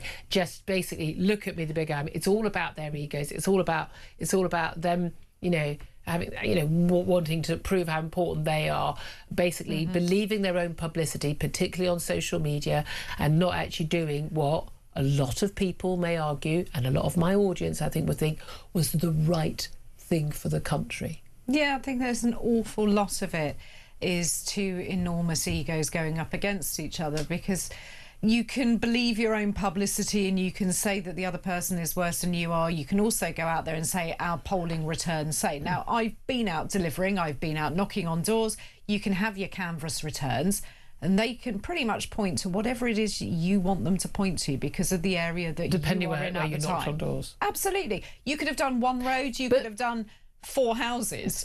You can maybe still make just your the people who open the door. But I mean, it is likely. I mean, Makerfield is a seat in the Manchester area where they voted. 2/3 voted Leave in 2016. It's the biggest indicator of being likelihood to vote for Reform, and they returned all entirely in the wards that voted entirely Reform candidates in the last local elections. Reform should be walking this. This is not the ideal seat for Andy Burnham to try and leave the Manchester mayoralty and go and become an MP and then vie for the leadership of the Labour Party and indeed to get into number 10. This wouldn't have been in his top 20 choices of seats to fight in on that basis. But he could now do it because Restore are putting a candidate up who can vie with the Reform candidate for those votes on the right. But should the Conservatives stand up? Should in any seat when there's a choice between the left and the right, should the right say we will coalesce around whoever's got the biggest polling? No, because that's not how democracy works, and people should be entitled to choose from the candidates that they have available to them. And it should be voters do that then, even if the candidates don't? What should voters sort of have the choice and say? Should someone who's a diehard Conservative voter or whoever it is say, in this seat, Conservatives don't stand a chance. There's my vote is literally a wasted vote. Do I have a preference between the top 2 candidates in the polling? Which one do I want the least? Which one do I want the most? However they choose to vote, should they do that? I think that most people probably do have those conversations, and that is entirely up to them to do so. But what you don't want to see are 2 parties ripping chunks out of each other on personality points, there's a lot of rather than what is going to be good for the area of whichever by-election it is. What are the major issues and how are we going to address them as a party? I mean, it is extraordinary how much the attacks on the Reform candidate. I'll read out the names of all the candidates by the Reform UK candidate, Robert Kenyon, about every single post he's ever written on social media. I'm not saying the man makes good decisions, but I'm sorry. I'm speaking as a woman, given that it's all very sexist, it's all very sexual. I mean, it just made me laugh. I've got to be honest with you. And I do think Carol Vorderman getting upset, well, pretending to get upset about men talking about her in a sexual way when half the stuff she puts on social media is basically her bum gyrating in the gym. Yeah. I mean, sweetheart, come on, have some self-respect. I've got very little time for it. Not that these comments were particularly pleasant, but I think it's conversations people have down the pub. A lot of blokes do have. But they're on social media space. I think a lot so of you people. Have to be careful. Yeah, I think a lot. I think, look, I've got, more than 500,000 followers on X. I know every post I wrote, even a reply to someone, is going to be seen publicly. But most people, if you've got, 80 followers and it's just your mates, your colleagues, and you're replying to them, you don't think of it as a public space. I mean, learn your lesson. Do we want people who are whiter than white? Do we want normal people to run for office? But only thing is, I mean, interesting today, Reform UK's candidate there, he apparently said Russia was within their rights to invade Crimea in 2014. I've got more of a problem with that. He said the annexation of Crimea was democracy in action in an online forum. And he says the hypocrisy of the West regarding Ukraine in the sin bin. One forum member wrote, the people of the Crimea want to be in Russia. For me, that's democracy in action. And he replied, I agree totally. Russia are well within their rights to do what they've done, as we did with the Falklands. However, will Latvia be next? Not sure I agree with this foreign policy, but there we are. But then we've got this, restore... facing claims of anti-Semitism among high-profile supporters. The far-right activist Steve Laws talking about, basically repatriating anyone who's not, ethnically white, including Jews who called foreign. He said that, Hitler's misunderstood. I mean, questioning the number of people who actually died in the Holocaust. Now, you're into that sort of territory. You are into nasty racist conspiracy theory territory. Yes. Got no time for it. Those people, you don't want these people anywhere near your party. But we are in a... I don't know. We're a lot of people might support, this party or that party or something like that, but they are scared of people who are, should we say, far too close to some really scary racist people on the right. And that's why we need to have much more scrutiny over these individuals. Yeah. And that's why candidates need to be able to stand up and defend comments that they've made. Yeah. And party leaders need to stand up and comment upon the supporters that they have around them as well. Now, if you are a leader of a party, people should coalesce around that. But you should be able to call out bad behaviour and deal with it. And that's not what people are doing at the moment. But I think you should be able to say, well, actually, I shouldn't have written that. It's inappropriate. It's a public forum. You should. But I don't think a lot of people do actually hold that against people. No, but you need to be able to explain yourself and you don't hide away from it. What did you want to do to Carol Vorderman's bottom? Exactly. I mean, you should be able to... Explain that. I mean, sorry, but it is very worrying. I'm going to read out the list of the candidates now, so make yourself a cup of tea while I do this. We've got the final list of candidates. Of course, we mentioned a couple of those. So, the full list of candidates for the Makerfield by-election: Jake Austin, Liberal Democrats; Count Binface Party; Andy Byrne and the Labour Party; Dan Clark, the Libertarian Party; John Dyer, the Independent; Ed Gemmell, Climate Party; Paul Gould, Independent; Alan Howling, Lord Hope, the official Monster Ravy Looney Party; Robert Kenyon from Reform UK; Robert Pownell, Protect the Wild; Rebecca Shepherd, Restore Britain; Sarah Wakefield, Green Party; Peter Ward, Rejoin EU; Michael Winstanley, the Conservative Party. I have to say, you always know it's a proper by-election when Count Binface is standing. I've always thought the greatest thing, a democratic moment, is when you had Theresa May standing next to Count Binface at one of the general elections. British politics, that is absolute finest. You try and explain that to anyone in any other country, they don't get it. This is, people talk about what is British culture. There you go. That's British culture. People taking the mick out of a Prime Minister at her own general election. Let's also talk, can we briefly, just about Nicola Sturgeon's motorhome. Her husband's motorhome, bought 125 grand. Witnesses, local people have cast doubt on the fact that she claims I know nothing about all of these goods that were bought with 400 grand's worth of embezzled S&P funds by her husband, Peter Murrell, who's pleaded guilty. she said she wasn't even aware of this 125-grand motorhome, which was parked for 2 years on her mother-in-law's drive. Was totally unaware of it. Apparently bought by S&P so they could campaign during lockdown without staying in hotels. They could beat the COVID rules that way, blah, blah, blah. But she was totally unaware of it. But the witnesses have said, well, that doesn't make sense because she was, she was in that area. She was out, with her mother-in-law. And what are the odds? Yeah. What are the odds that she didn't at any point go to her mother-in-law's home and see this thing that was parked there every day for 2 years? I mean, none. The whole list of this is like the sort of generation game conveyor belt. Everyone said, yeah. 7 kettles. I mean, I think that was the one. It's the 4 coffee machines. 4 coffee machines. 9 grand. I know, and that's ridiculous. The salt and pepper shakers. Yeah. But who do you think she knew or not? I find it inconceivable. Would you not notice if you go round to someone's house that they have an enormous motorhome on their driveway? And you just go, where did you buy that? Where did you get it from? Mrs. Murrell, yeah. But my favourite comment on social media about that was, God, it'd been great if you got Peter Murrell, the Sturgeon's now ex, if you got Peter Murrell in the office Secret Santa, you get something great. There's also a great little trick. Basically, check how many followers you've got on social media, whether it's 80 or 5,000, and put a pound sign in front of that. And then the last thing you touched in your kitchen, that's your Peter Murrell swag. Love it. So if the last you touch, so if you've got 5,000, you've got a £5,000 toaster. Amazing. So you just touched the bread. You've got a £300 bread knife. Just do it. And if you're at home, working, message me. I want to know what is your Peter Murrell swag. Anyway, 11. She can't wait to go and do that now. 11:28 is the time. We're going to take a quick break. We're going to get to your calls. 0344 499 1000. Calling in about the Tony Blair and what he had to say. Your energy bills going up. You name it. Give us a call. 0344 499 1000. This is Talk.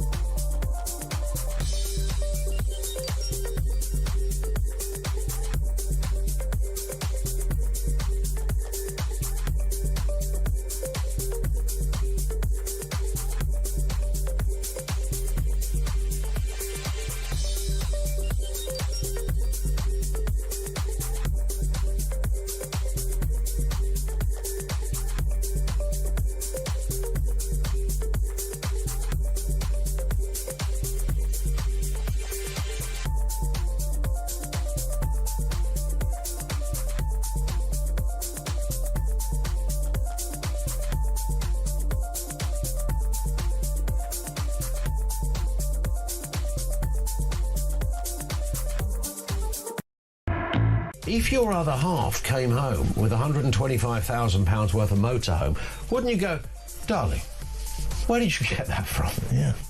Have that turned up on the driveway? Where did you get the motorhome from? It's a very expensive motorhome. £81,000 Jaguar, Volkswagen Golf, partly funded with stolen cash, luxury watches over 9,000 quid, Mont Blanc pens, a £3,232 coffee machine. What was the man doing?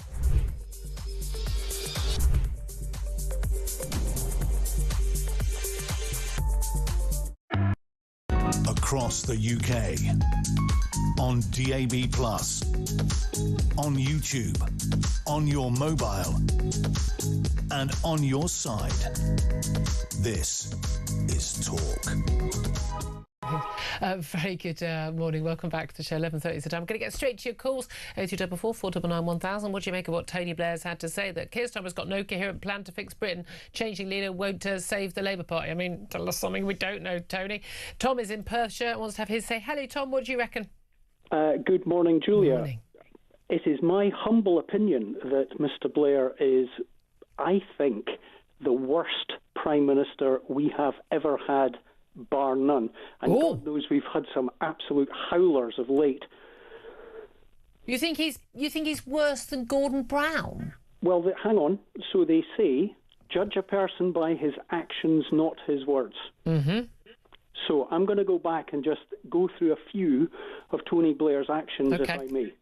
So the globalist to end them all, right? He wanted Britain to be at the heart of Europe, including the euro. He threw open the borders with no idea the consequences that would have, which were catastrophic for working people. He did the devolution deal within Britain, which politically is the equivalent of saying you can be a little bit pregnant, you know, absolute madness, and has caused so much unhappiness and still does so. He, everybody's spoken about, he presided over the Iraq war thing, and my concern on that was not, you know, Prime Ministers make mistakes. The bit that bothered me with it was when David Kelly was suicided by accident, right? And, you know, he expanded higher education massively by saying to people they would get great jobs and all they got was huge debts. And he has felt it acceptable to intervene on the actions of every Prime Minister since him. And that's totally against every convention. So I look at everything he says now in that context. He was a disaster as a Prime Minister. He may well have ultimately he may be responsible for ending the unity of the United Kingdom. And I will never forgive him for that. Well, I mean, that is an extraordinary analysis. That is, do you know what? I mean, I'm finding myself nodding along to a lot of that. Actually, some of the really big picture stuff he did, he set in train, didn't he? He just sort of, you know, put a chink in the dam, and then the deluge happened after him. But actually, he's the one who set it in train. Tom, fantastic call, fantastic analysis. Thank you very much indeed. Let's go to Marion, who is in Norfolk. And Marion, you want to talk about the joy and pleasure of your energy bill going up? Oh, yes, indeed. Good morning. Good morning. No one's talking very much that I've heard about the standing charges on your bills. Yeah. I'm just going to give you a quick example of what's going on with that. My last bill for April was £77, right? The standing charges for both electricity and gas were £28.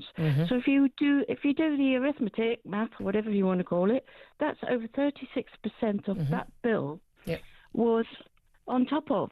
And then, of course, you've got VAT, which is also applied to the standing charge. Yeah.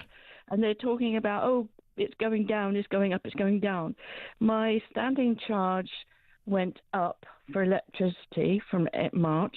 The gas went down. So what they're doing is they're just juggling around. But you're always paying more. Down prices. But I don't have an issue. I mean, there has to be a certain amount, you know, for you to be connected to the system, and you know they've got to have some sort of, you know, guaranteed income for, you know, having that, you know, all the pipes and the wiring, they've got to have that. So I suppose it's the percentage of it. But my issue is all the extra charges, all the extra surcharges and things which are basically around funding net zero madness that puts up the price and then putting VAT on the top of it. I mean, they're giving with one hand and taking away with the other, aren't they? Yeah, and Julia, I live in a small one-bedroom flat, so I'm quite frugal with my heating. I'd rather put on a sweater than just turn the heat up. Yeah. But I can't imagine what it's like for larger houses and homes with big families to keep warm. It's a nightmare. Or elderly and disabled who just absolutely need it. And again, I mean, that energy bills, that's going up in July. People say, but if you're paying on direct debit, you're paying sort of usually roughly the same amount every month. So people are going to feel that, and it's definitely going to go up again in the autumn. There's no expectation that the Iran conflict isn't going to keep on impacting us there. Marion, appreciate your call. Very good point. Thank you very much. Take a quick break now. Up next, going to be talking about this, what on earth is going on between Reform and Restore. We'll talk to Philip Kisley. This is Talk.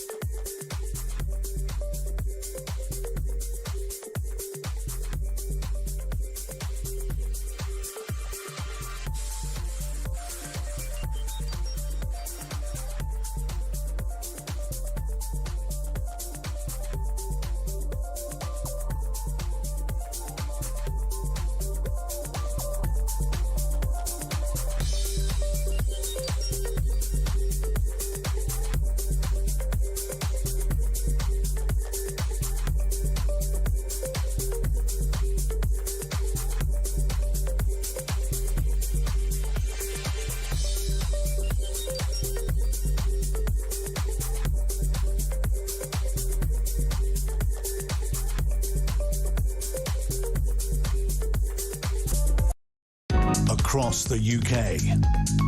On DAB+, on YouTube, on your mobile, and on your side. This is Talk. Good morning once again. This is Talk. I'm Julia Hartley-Brewer. Let's talk right now to my next guest. He's a senior fellow at the New Culture Forum. Philip Kisley, a very good morning to you. And good morning to you, Julia. Thank you for joining us. I want to talk to you about what's going on the right of politics in this country at the moment. I do want to ask you about Tony Blair and his delivery of a 5,700-word essay basically saying Keir Starmer's got no coherent plan to fix Britain, they'd come into power without a plan, and that changing the leader won't be enough to save Labour because the problem isn't the messenger or the message, it is basically the policies. Do you think he's right? Well, it's bizarre that I'm agreeing with Tony Blair because I would never agree with him on anything. But yes, in this instance, I do think he's right. I mean, the last thing anybody needs is a 5,600-word essay from Tony Blair. But I think in this instance, he's right. But let's just be clear about where all of these problems come from. It isn't just Labour policy. It isn't about a manifesto. It isn't about what's going on with this government just. It's about what's happened since 1997. And as your previous caller, I thought it was a really excellent call. Absolutely, yeah. As he kind of alluded to, all of the problems we have now, Julia, which are mass immigration, Islamism and identity politics, stem from the Blair administration. Yeah. That's that whole idea of opening up the borders, flooding people, all of that kind of thing. That ideology comes from Tony Blair. Also focusing very definitely the economy on things like the creative industries, for example, in the long term was catastrophic for us. So there are lots and lots of problems. So it's very rich that we have Tony Blair, the architect of all this chaos, saying we're in chaos. But hey, he's a politician. He's Tony Blair. It's what he'd do. Kind of but it is fascinating again. And he was someone again who's pushing, since being an officer, the net zero stuff, and now he's opposed to it. With his AI funder for his institute. He was somebody who's now saying, you need to deal with the immigration issue and the small boats and things. But again, human rights. Liz Truss pointed out earlier today, he brought in the Human Rights Act. All these things that again, these things have been totally misinterpreted, I would say, very wrongly by lawyers and by judges, but allowing people to basically appeal and get to stay here. And again, as our caller Tom pointed out, he just sort of started these things. And now we're living with the full impact of what he did. Do you think he in any way has seen the error of his ways?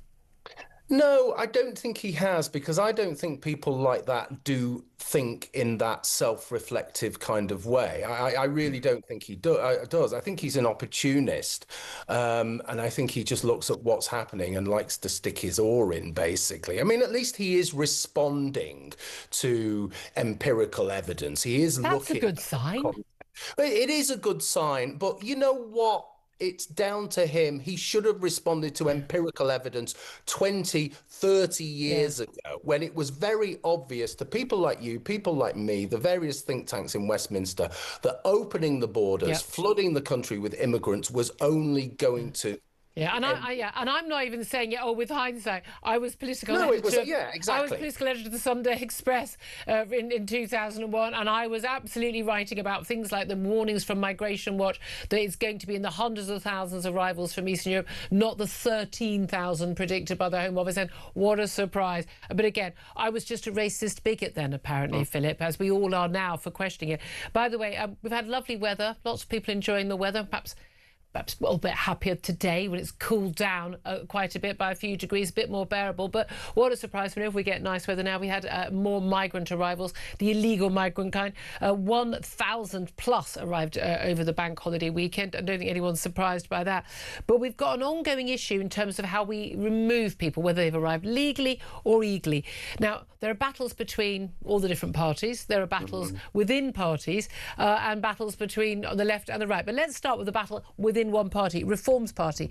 Two of the most senior figures, Zia Youssef, who is the Home Affairs spokesman, and Robert Jenrick, now the Treasury spokesman for that party, they're in a battle, very public spat. Robert Jenrick said at the weekend that foreign nationals would not exclusively, in his words, face deportation if they lived in council accommodation. This is all about campaigning around the idea that basically, if if you're in a council property, you know, you're needing to be subsidised for your home. By definition, you're not a net benefit to the economy. He was asked whether a foreign-born resident on Sky News who lived in social housing would be deported just because they lived in social housing. And he said, well, not exclusively because of that. He said there are other criteria. Are they working? Well, how many hours are they working? What are they earning? Etc., etc. Now, in a public tweet, we had Zia Youssef say, well, actually, as the person responsible for our deportation plan, I want to ensure people know where we stand. If a foreign national, he says, lives in social housing at taxpayer expense, they automatically fail our economic test and will be deported. Now, quite aside from the exposed, you know, the open row, are we really seriously expecting the Reform Party, with plans to deport 600,000 illegal migrants, people who've arrived illegally or have stayed on illegally, also to deport legal migrants who have possibly even been working and who've been entitled to indefinite leave to remain? Well, it's a really difficult one, but let's just take it one step at a time. And I think the first issue here is governance and discipline and management within the party. Okay, I think that's massively important, and I think guys, look, have your disagreements, have your spats, work things out in private. Don't do it in public. And for God's sake, don't do it on X, Twitter. Okay. So I think that's one thing. I think they have to get this immigration policy absolutely right. And I think it needs to be very clearly communicated in the simplest terms possible. As we've been looking at all of this confusion around this, I was thinking about what was really good for the Tories in the 2019 election, and it was get Brexit done, wasn't it? Simple 3 message. words, very simple. Repeat that message. We are in a situation now where the British public, quite rightly, are extremely worried about immigration, mass immigration, and illegal immigration. That is the number one issue.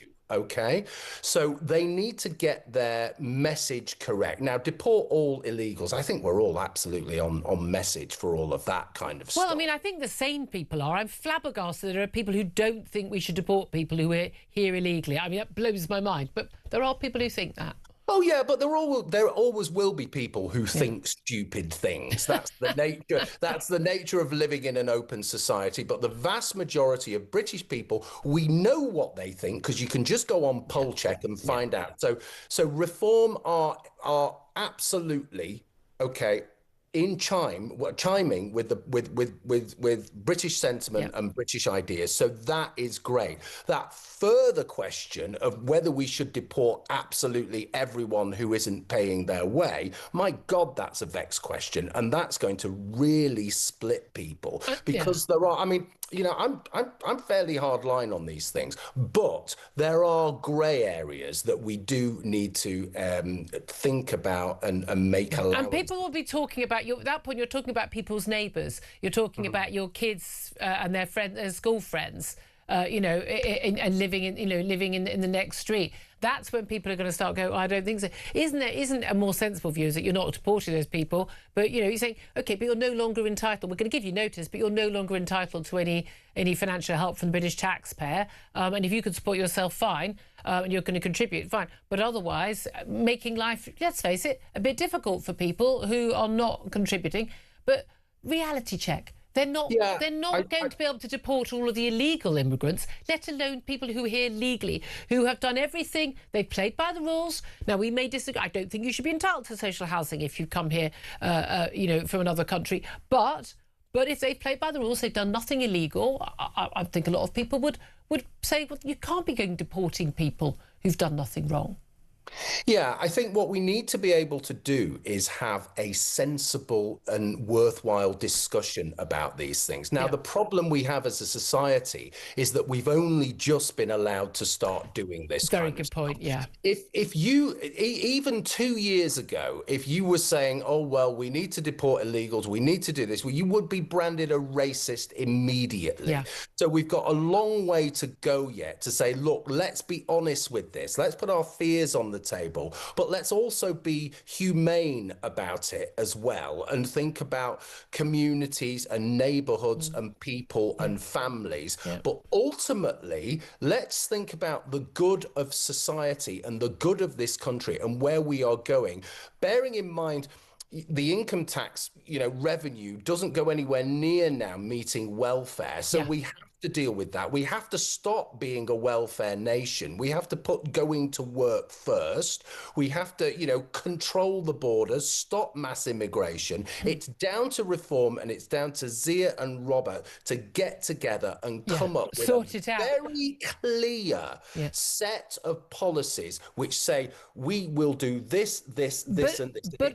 And sorry, the final point, Julia, is it chimes with British ideas and where the British public are right at this moment. That's the key thing. That's absolutely crucial.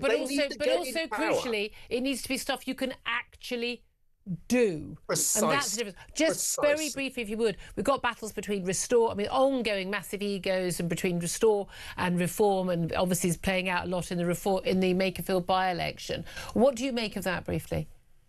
Well, it's such a shame that this is happening because, we can see on the horizon a Reform government, can't we? But if Restore come in with whatever percentage they're going to take away from Reform, we have potentially the worst of all possible worlds, which is some ghastly alliance between Labour, Green, and very worryingly, a set of independents which are fundamentally Islamist. So that's what we're looking at. I don't think this question really is about democracy or it's actually about common sense, Julia, and it's about what we want in the medium term. What do we want in the medium term? We want a government that's going to reverse all of the nonsense. We want a government and it may not be the perfect government. Set of ideas. It may not be every single policy you want, but those are the choices. Philip, I wish we had longer. Always so good to talk to you. Thank you so much. We need to get you to bang some people's heads together. Senior fellow at the New Culture Forum, Claire Piss, it's almost like the Conservatives are being left out of that debate right now.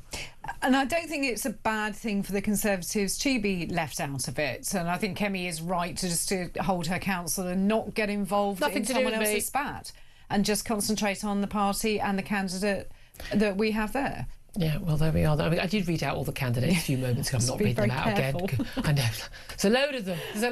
And 11:49 is time. We're going to take a quick break. We're going to talk about what on earth is going on in the Strait of Hormuz and the Iran conflict. Of course, that is one of the main reasons why we are seeing our energy bills going up as of July by about 221 quid. Is there any sign of that strait being reopened, the oil and the gas getting out, and things improving? We'll talk about that up next. This is Talk.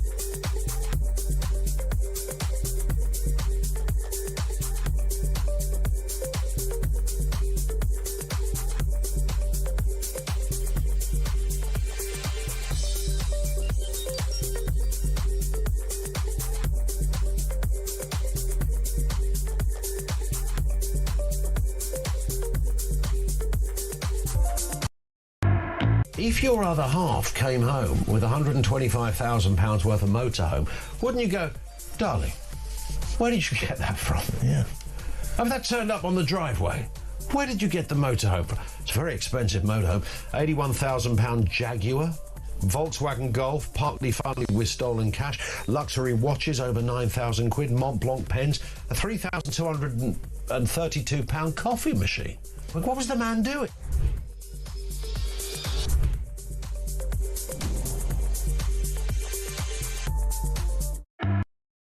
Across the UK, on DAB+, on YouTube, on your mobile, and on your side.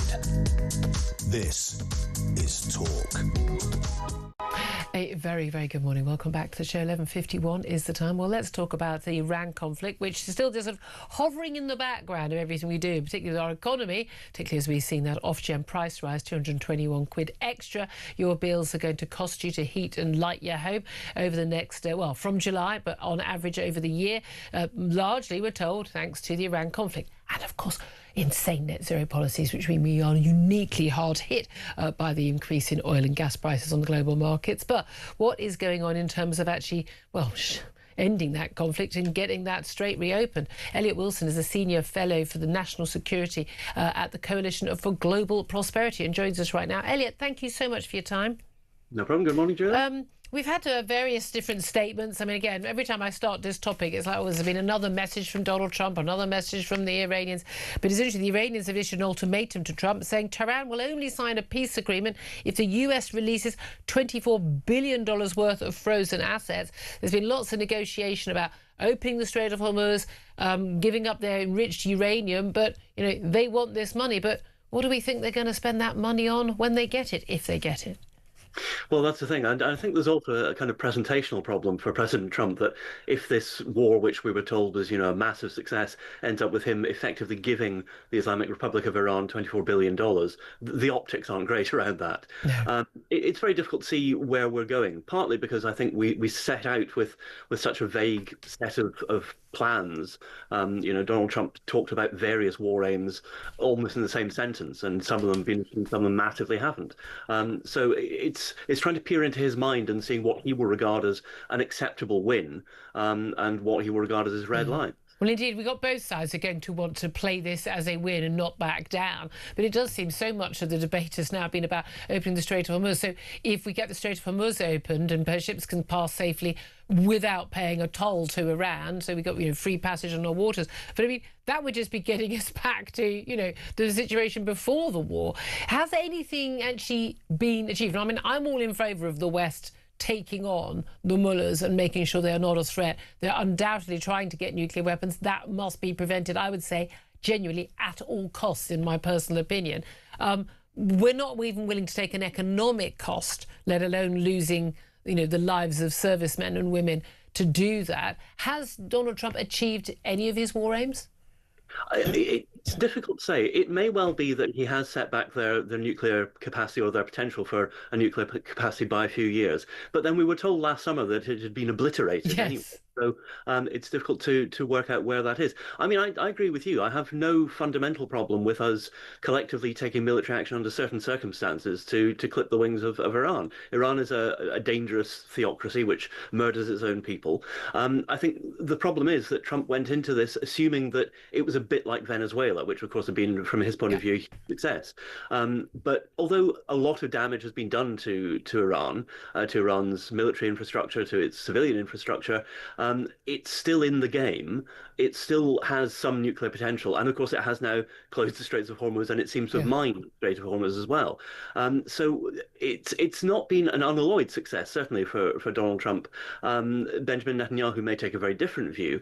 But I think it's about where this ends up from those two points of view. For Israel, this is an existential crisis and an existential conflict. For Donald Trump, it's not.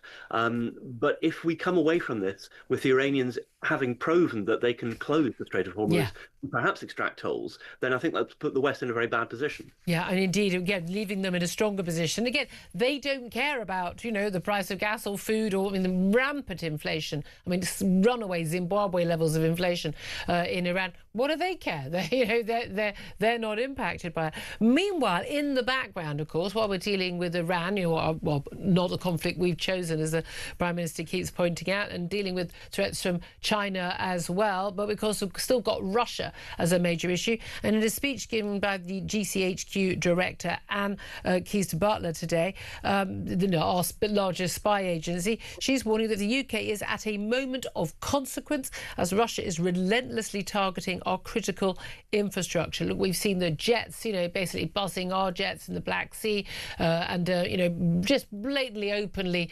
with embargo tankers, taking the tankers through, right past our beaches. It does seem to me that we're constantly being told by the experts, whether it's a former defence secretary or defence chief or someone like this, that we are basically, to all intents and purposes, in a grey war or warm war with Russia and others, and nothing ever seems to get done. I mean, is there any evidence that the government is taking this stuff seriously? Oh, have we lost? There seems to be a real problem in terms of. Sorry, I think we've got. Yeah, I think we've got your line. It's a bit scrambled, but we've got you back now. Sorry about that. A real problem in terms of what the government says and what it does, and this is a problem that's persisted for the 2 years it's been in office. The Strategic Defence Review talked a lot about projecting military strength, and Keir Starmer has talked a lot about now having authorised. Oh, Elliot, I'm so sorry. The line is completely scrambled. We're having a lot of problems. I'm wondering if it's heat-related with everybody today. I'm so sorry. We're going to have to leave it there. We didn't get to finish that point. A huge apology. Elliot Wilson from the Coalition for Global Prosperity. Claire Pearce, who's listening to that on it. I mean, we are. I mean, you come from a military family. Yeah. It is extraordinary how often people who definitely know their stuff. I think the boss of GCHQ knows us. I've got former bosses of MI6, MI5, former defence chiefs going, we are basically in a kind of a warm war with Russia, and China to a certain extent, and around the terror attacks. Can we please bump up our security, whether it's cyber, whether it's drones, whether it's full-on military hardware? And it doesn't seem to me that our politicians are listening. They're not, because they don't understand where the war is coming from. They think of war as sort of almost tanks rolling in, Yeah, and tanks rolling in. But we've been had cyber attacks against us. We've had cable attacks against us, and we will continue to do so. And I'm sure that there are probably many more attacks that are stopped in the cyber market than we will ever get to hear. Whenever I hear about a bank and their cyber go down, I'm like, yep, there you go. They're testing things. They've been mapping where all our electronic data comes through, and across the Atlantic and across the North Sea. They know our infrastructure better than we do. But this thing, I suppose people think, well, they're not going to roll the tanks and invade us. No, but it's about cutting us off and us not being able to act when they act elsewhere. I don't get why people don't get this. Why we're having a debate about how much more money and when we should start spending on defence. Treble it today. Yeah. Today. Buy stuff off the shelf. Today. Yes, definitely. And people won't understand until it affects them. And by the way, don't worry about your gas bill when there's something going on in Iran conflict. Worry about your bills if and when we actually go into a hot war. I think people are living with their heads in the sand on this one. I really, really do. I think those people might know what they're talking about. Coming up, we're going to be talking more about Tony Blair. Is he right in all his criticisms of Keir Starmer? That's up next. This is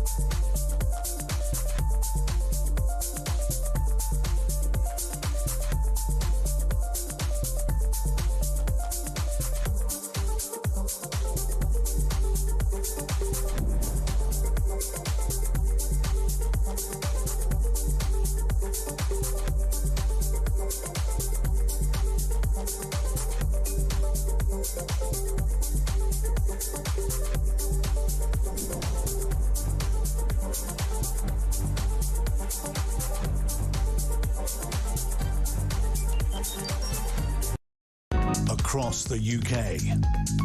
On DAB+, on YouTube, on your mobile, and on your side. This is Talk.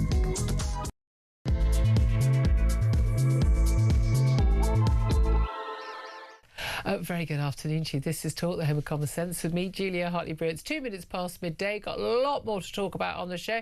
And whether you're listening on DAB+ radio or your smart speaker, watching on YouTube or your connected device, thank you so much for joining me. Don't forget, if you missed anything from the show, go to my YouTube page, Julia Hartley-Brewer Show, hit subscribe, and you never have to miss a thing. Coming up in this hour, we're going to be discussing more about Tony Blair and his attack on Keir Starmer's record in office, saying he has no coherent plan to fix Britain, but also actually just planning to change the leader ain't gonna solve Labour's problems. I mean, he's right about all of that, isn't he? Plus, those 3 teenage boys who were spared jail after, well, 2 of them convicted of rape, 1 of them convicted of basically egging them on. He's on video. I mean, it's just utterly repulsive. 2 teenage girl victims, 2 months apart. Basically, those teenage boys will have their unduly lenient sentences reviewed. It's after a decision by Lord Hermer, the Attorney General. But why on earth would they be sentenced to basically no time at all behind bars, just some community sentence work for not just 1 rape, 2 different rapes, 2 different numbers, multiple rapes even on those occasions? What on earth is going on in our judiciary? Plus, NASA has released details of robotic landers, hopping drones and vehicles it aims to send to the moon as part of American plans to build a lunar base there. You know me.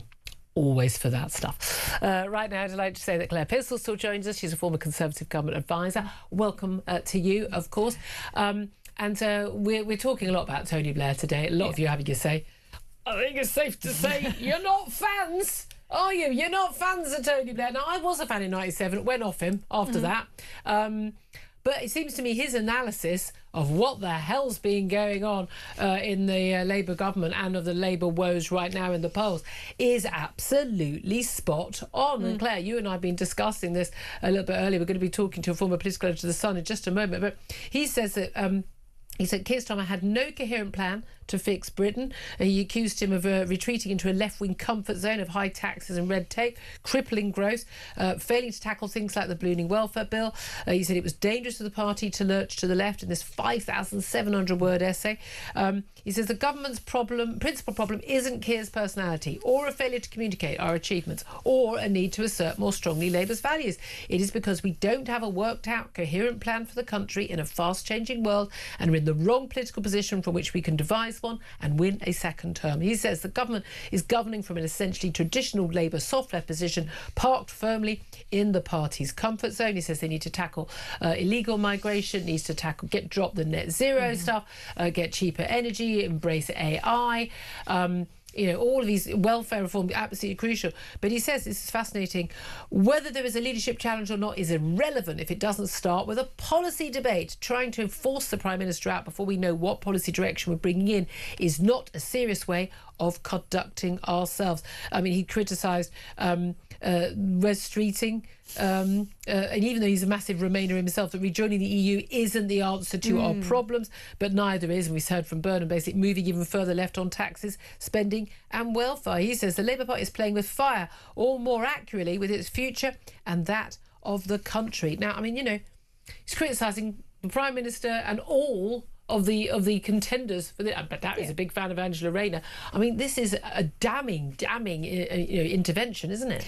It really is, and it's quite a substantial piece that he's put together, pointing out all of the weaknesses of the Labour government since he left. I would argue that a lot of these problems were caused by him when he was in, and one of your callers earlier, and this is what I'd actually forgotten, it was everybody needs to go to university to go and get a degree. 50%, Whoa, I'd forgotten about that because, of course, he was the architect of everybody must go, and therefore it will all be better. And then we're seeing all of these young people unable to get a job. And degrees going worth to get nothing. Degrees, absolutely worth nothing at all. And therefore we as a country... And tuition fees. Yeah, and we as a country haven't looked at apprenticeships as an option until only recently, which we should have done. Absolutely. Well, I think that's one of the least of his bad things he did. I was a fan at the time. Picking one out. It's a long list. We've already got another hour. Exactly. Yeah. Let's talk with my next guest now. He's former political editor of The Sun. George Pascoe Watson joins us.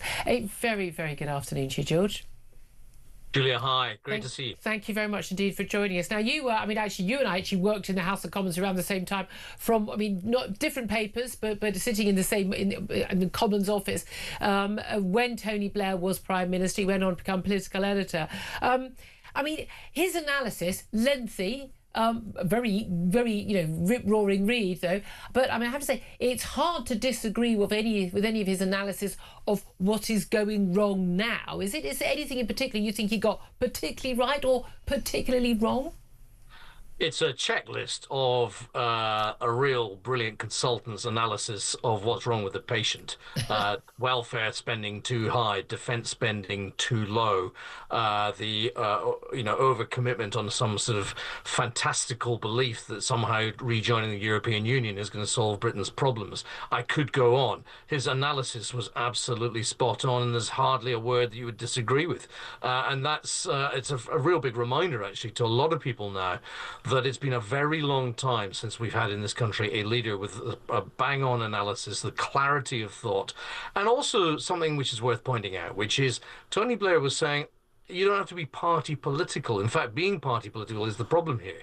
Nobody is able to capture what the problem is in this country right now and give the right solutions, because everybody is captured too much by political ideology. And actually, it was interesting. Tim Shipman, who is now political editor of The Spectator, wrote this morning going, there isn't actually anybody sensible and honest in any of the main political parties now, and I would include Reform there, who don't accept actually, you need to cap up welfare. One of the things he also said, the triple lock on pensions. Yeah, let's all be nice, but it's unaffordable. It's not doable. That the taxes are too high on people, too much welfare dependency, a lot of these things. There isn't anyone sane and honest who doesn't agree with a lot of that. But it's a very interesting point. Liz Truss, former Prime Minister herself, perhaps one could say not as successful a Prime Minister as Tony Blair, never actually won a general election, only lasted 49 days, not 10 years. But she said, the Blair-Brown era, if you look back, was responsible for the Bank of England Act, Human Rights Act, Constitutional Reform Act, again, the devolution, Equality Act, Climate Change Act, again, net zero we're still stuck with. Again, the inability to deport illegal migrants, a lot of this, the trans madness, the equality. Power was taken, she says, from the elected and given to progressive bureaucrats and judges. That's why Britain is an ungovernable mess. And there is very, very fair point in all of that actually he might have been a good Prime Minister who was re-elected again and again, whether one agreed or disagreed. He was the preference for the majority of voters for three elections, but he kind of opened the door on things like mass migration, on net zero, on particularly with Gordon Brown, everyone on working tax credits and things, for mass welfare dependency, for the inability to deport anybody because we've got this mad Human Rights Act and the over-interpretation of it, I would say, is part of the problem. And as Claire was pointing out, the universities, 50% of people to university, it was just a cunning wheeze to hide the unemployment rates at the time and not preparing people for working life. That actually, a lot of the things that he did, we might not have felt the pain of them then, but we're definitely feeling the pain of them now. What I would say about that is this. Blair himself this morning made it very, very clear that there's a whole bunch of policies which are attractive on the face of it and desirable when the times are good, when you can afford them. And what he also said this morning is we cannot afford them. And the reason for that is because there's no growth in our economy. Yeah. And the reason for that is back to governments creating the right environment for businesses to thrive. And that is the thing that Tony Blair and Gordon Brown, love them or loathe them, they did at least encourage an environment where businesses were encouraged to thrive. And they did. And the economy, therefore, could afford things. Now, what is also true is that opening up the laws to judicial interpretation has absolutely led to a bunch of the problems that we have now, because effectively judges are setting law in the UK on things like immigration and other matters, and that is definitely something that was on his watch. All prime ministers make big decisions. Some of them are going to be right, and some of them are going to be wrong, and that's one of the failings. But it was all about growth. He said we could afford it. We can't afford it now. But he also, of course, he had a big majority, 179, actually a bigger majority than Keir Starmer had in the 24 election, but he also inherited an economy in very good shape from John Major, from a lot of those reforms. I mean, he completely different economic legacy that he faced rather than Keir Starmer, and that's the key thing. But I was wondering, though, in terms of like the governance of the country, and as one of our callers pointed out earlier, starting the ball rolling on devolution and all the changes that's brought in, but also the sort of the idea, again, this very Europhile, ruled by bureaucrats and technocrats, and this is something a lot of the people like him who are staunch Remainers, although he's saying, going back to the EU is not the answer, especially, he's quite right, you couldn't negotiate from a position of weakness, but also ruled by the courts, ruled by judges, but also quangos. A lot of people would argue that even though the Tories were in power for 14 years, to all intents and purposes, the country's been run by sort of Tony Blair appointees and apparatchiks all that time. Well, one of the ways you stay in power is to make sure that the fabric of the country, the decision makers all across the board, are in some way owe their loyalty to you as the Prime Minister. That's how you stay in power. It may be difficult for our audience to accept that, but that is skill politics. And perhaps one of the reasons why Tony Blair stayed in power. These were different times, Julia. We didn't have social media. We didn't have, even smartphones didn't come in until 2007. So it was much easier to govern with strength. You talked about his majority. That was a real majority where there was a real desire of the population to get behind Blair. We at The Sun, we backed Blair in 3 general elections for a reason, because there was real sense about what he was saying. He was the right sort of pair of hands, and he was sympathetic to our readers and your viewers today. And he knew what was the right thing for the country.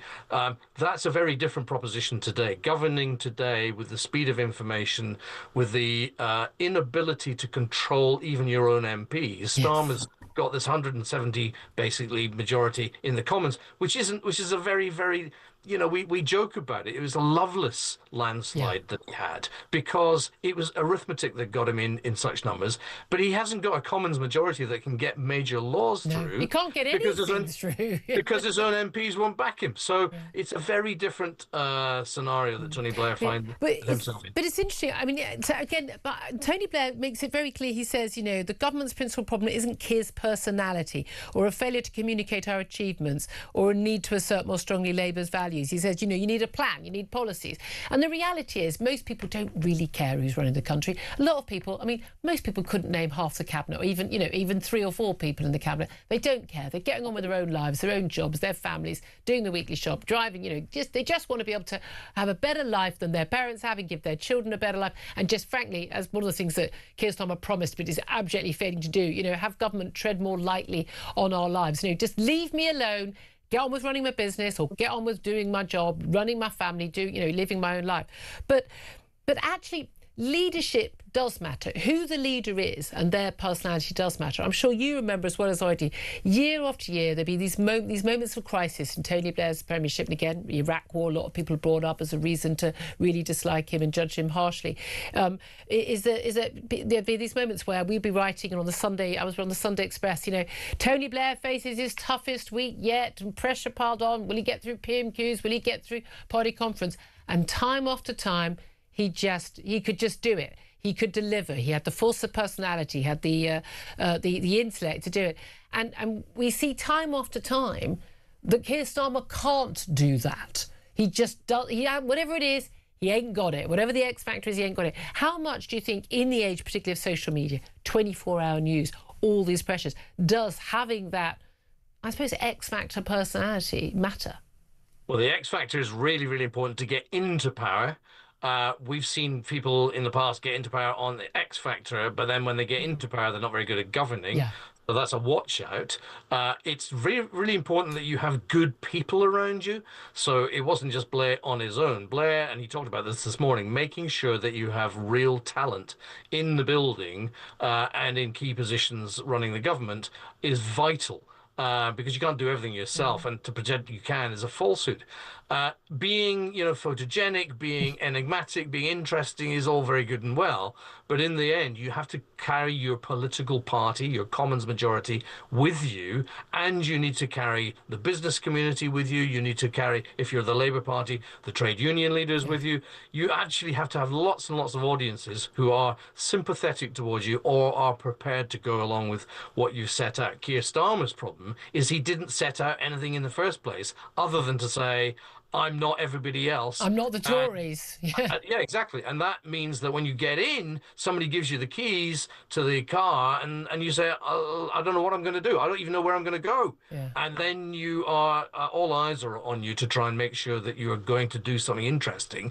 And people have become very, very disillusioned with the fact that the government has gone not only in no direction, but it's been dragged to the left on energy, on taxation, and of course the business community is struggling. We see closures the whole time. Is this an interesting, attractive place to invest? That's the big question, and it isn't.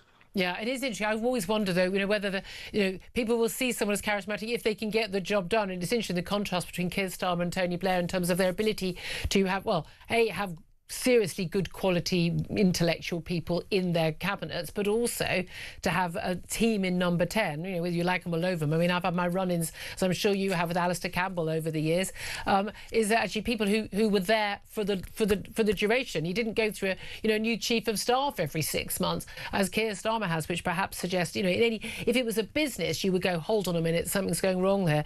In terms of just the leadership, no one seriously thinks, I think, other than Keir Starmer, that he is going to still be leader of the Labour Party and Prime Minister in a few months' time. I think a lot of us are amazed he hasn't already set out a timetable for his departure. Is he just holding on in the hope that Andy Burnham doesn't get back into Parliament and he can't actually run for the leadership? Who knows? But in terms of the alternatives to Keir Starmer and comparing them with him, who do you think comes closest to offers closest to what Tony Blair is talking about? Well, I think the first thing is that Keir Starmer is super determined, and nobody should underestimate the determination of Keir Starmer as an individual. He is incredibly determined to stay in power.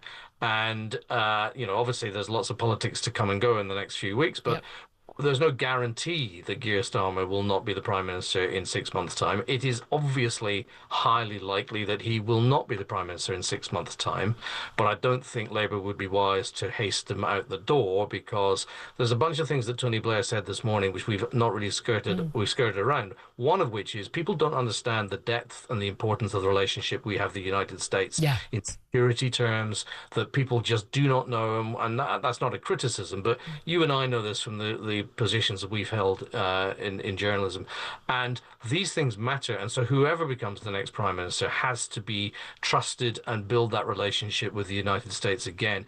And I don't know if there's anybody particularly who would see themselves as the Blair sort of successor. Angela Rayner. I can see Angie and Donald Trump having a great time. Well, you never know, but what I would certainly say is that Wes Streeting, from a political policy perspective, would be somebody who is right out of the Blair mould. Except the Labour Party members and MPs. But he may not get the job, as you say. So, whoever's the next Labour leader has to be somebody who literally, mathematically can get the right numbers in his camp or her camp.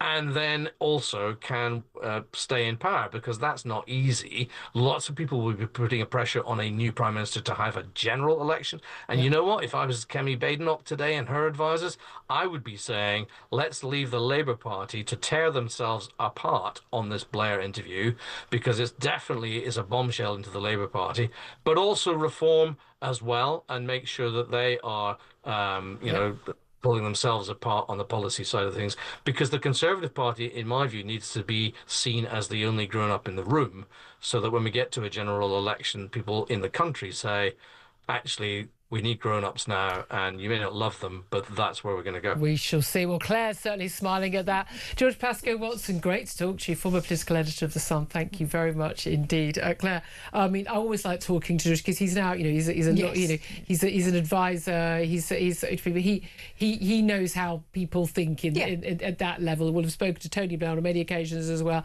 And I mean, I almost feel sorry for Keir Starmer. He hasn't got the personality, he hasn't got the brains and the quick-wittedness of Tony Blair, and he hasn't got the party support, but he also doesn't have a plan.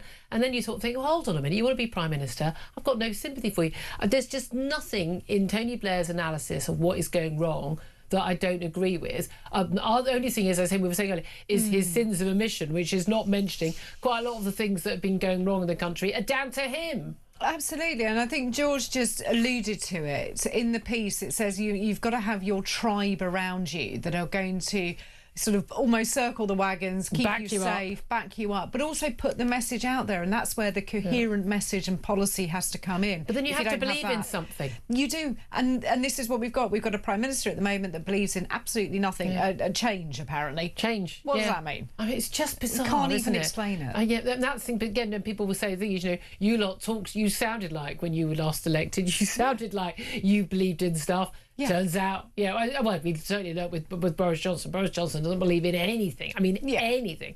12:22 is the time. I'm going to take a quick break. Then I'm going to get to your calls. Give us a call. Tony Blair says Keir Starmer has no coherent plan to fix Britain and says changing leader won't be enough to save Labour. Is he right? I mean, I would say he is right, but you've certainly not been holding a candle for Tony Blair today. Give us a call. 0344 499 1000 is the number to get in touch. You can text the word talk in your message to 87222. Get in touch on X at talkTV. I'll get to some of those messages up next too. And of course, calls are charged at the national rate. Text cost 1, standard network rate message. Your call's up next. This is Talk.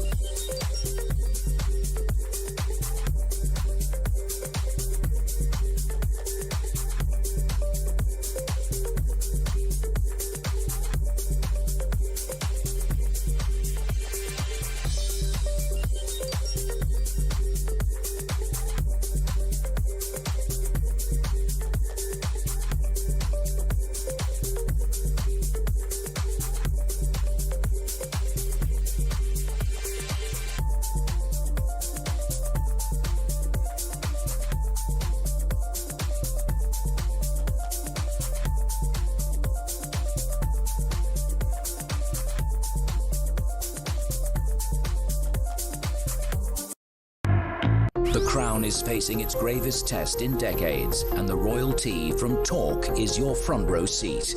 With royal reputations under pressure and probing questions about public trust, we unpack every twist and revelation with the biggest names in the business. From the throne room at Buckingham Palace to a mansion in Montecito, we follow every royal ripple. Never miss a moment of The Crown in crisis. Subscribe to the Royal Tea from Talk on the app or wherever you get your podcasts.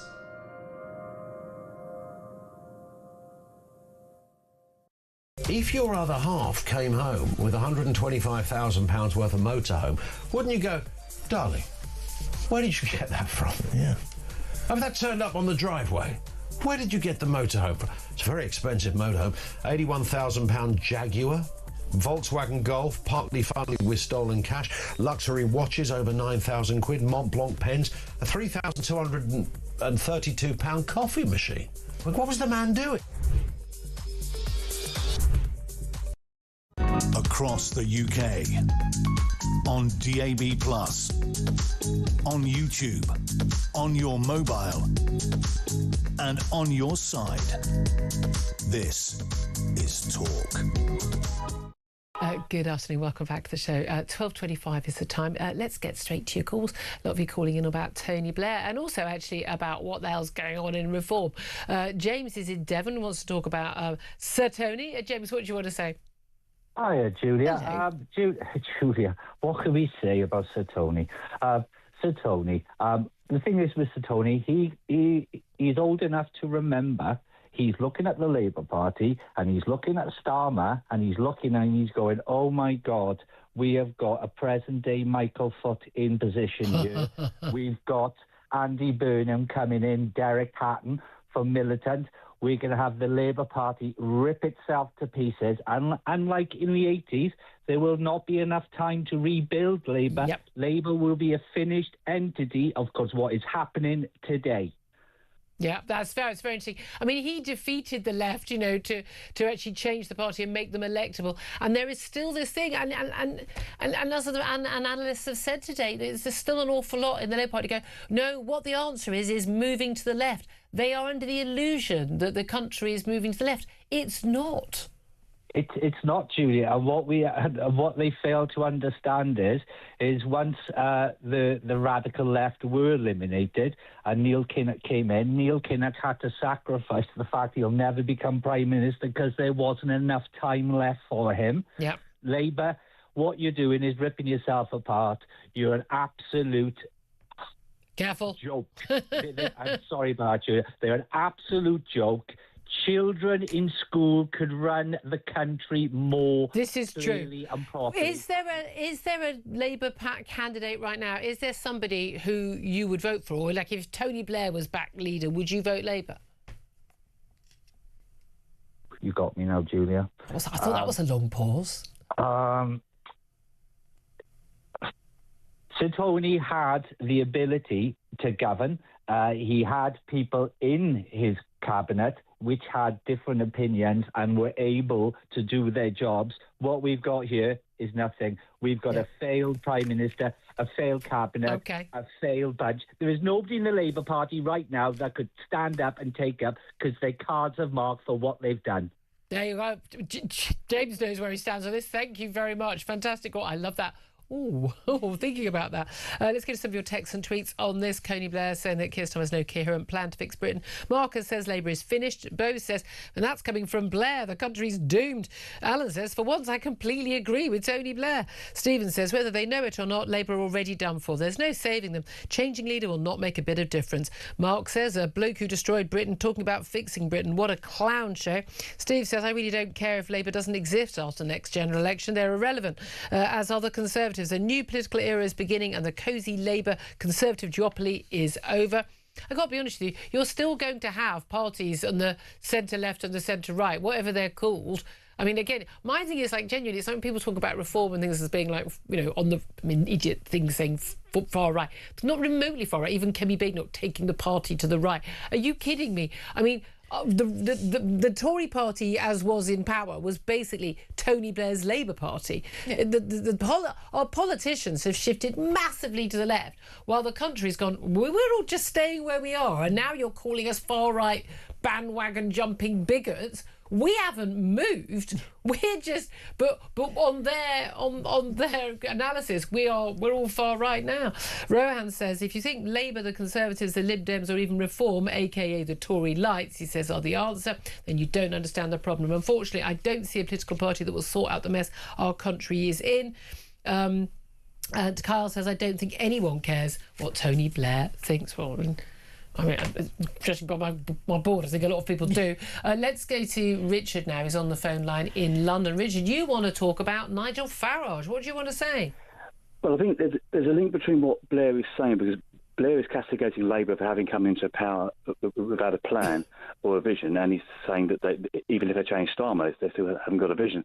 And I think this battle that's between Zia and Jenrick, I'm just wondering, Julie, if this is the sort of first, if these are the first shots in a long-term succession plan, because I'm just not sure.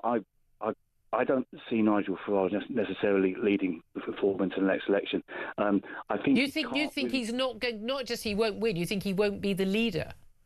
I think he's built quite an unstable team there. There's history between Zia and Jenrick anyway. Just to get people up to speed, there's been a spat between them of actually something Jenrick said about deporting people who are here legally working or not working, but they've got a council house and they wouldn't necessarily be deported after being asked on the Sunday shows. And Zia Yusuf has gone, I'm a Home Affairs shadow spokesman. Yeah, they will. I mean, they shouldn't be having that discussion in public. No. And I think the thing that occurs to me is that Rupert Local's famously said that Nigel is regarded as a messiah, but look what happened to the other messiah. That's what happened. That's why. But Rupert Lowe is the sort of messiah in his party. I mean, this is the thing, isn't it? It's just, by definition, if you want to be the Prime Minister of this country, you want to lead a political party, you've got an ego. I don't have a problem with someone having an ego as long as they've got something to back it up. And Nigel Farage's argument is, look, I've been right on all the big issues, and it is his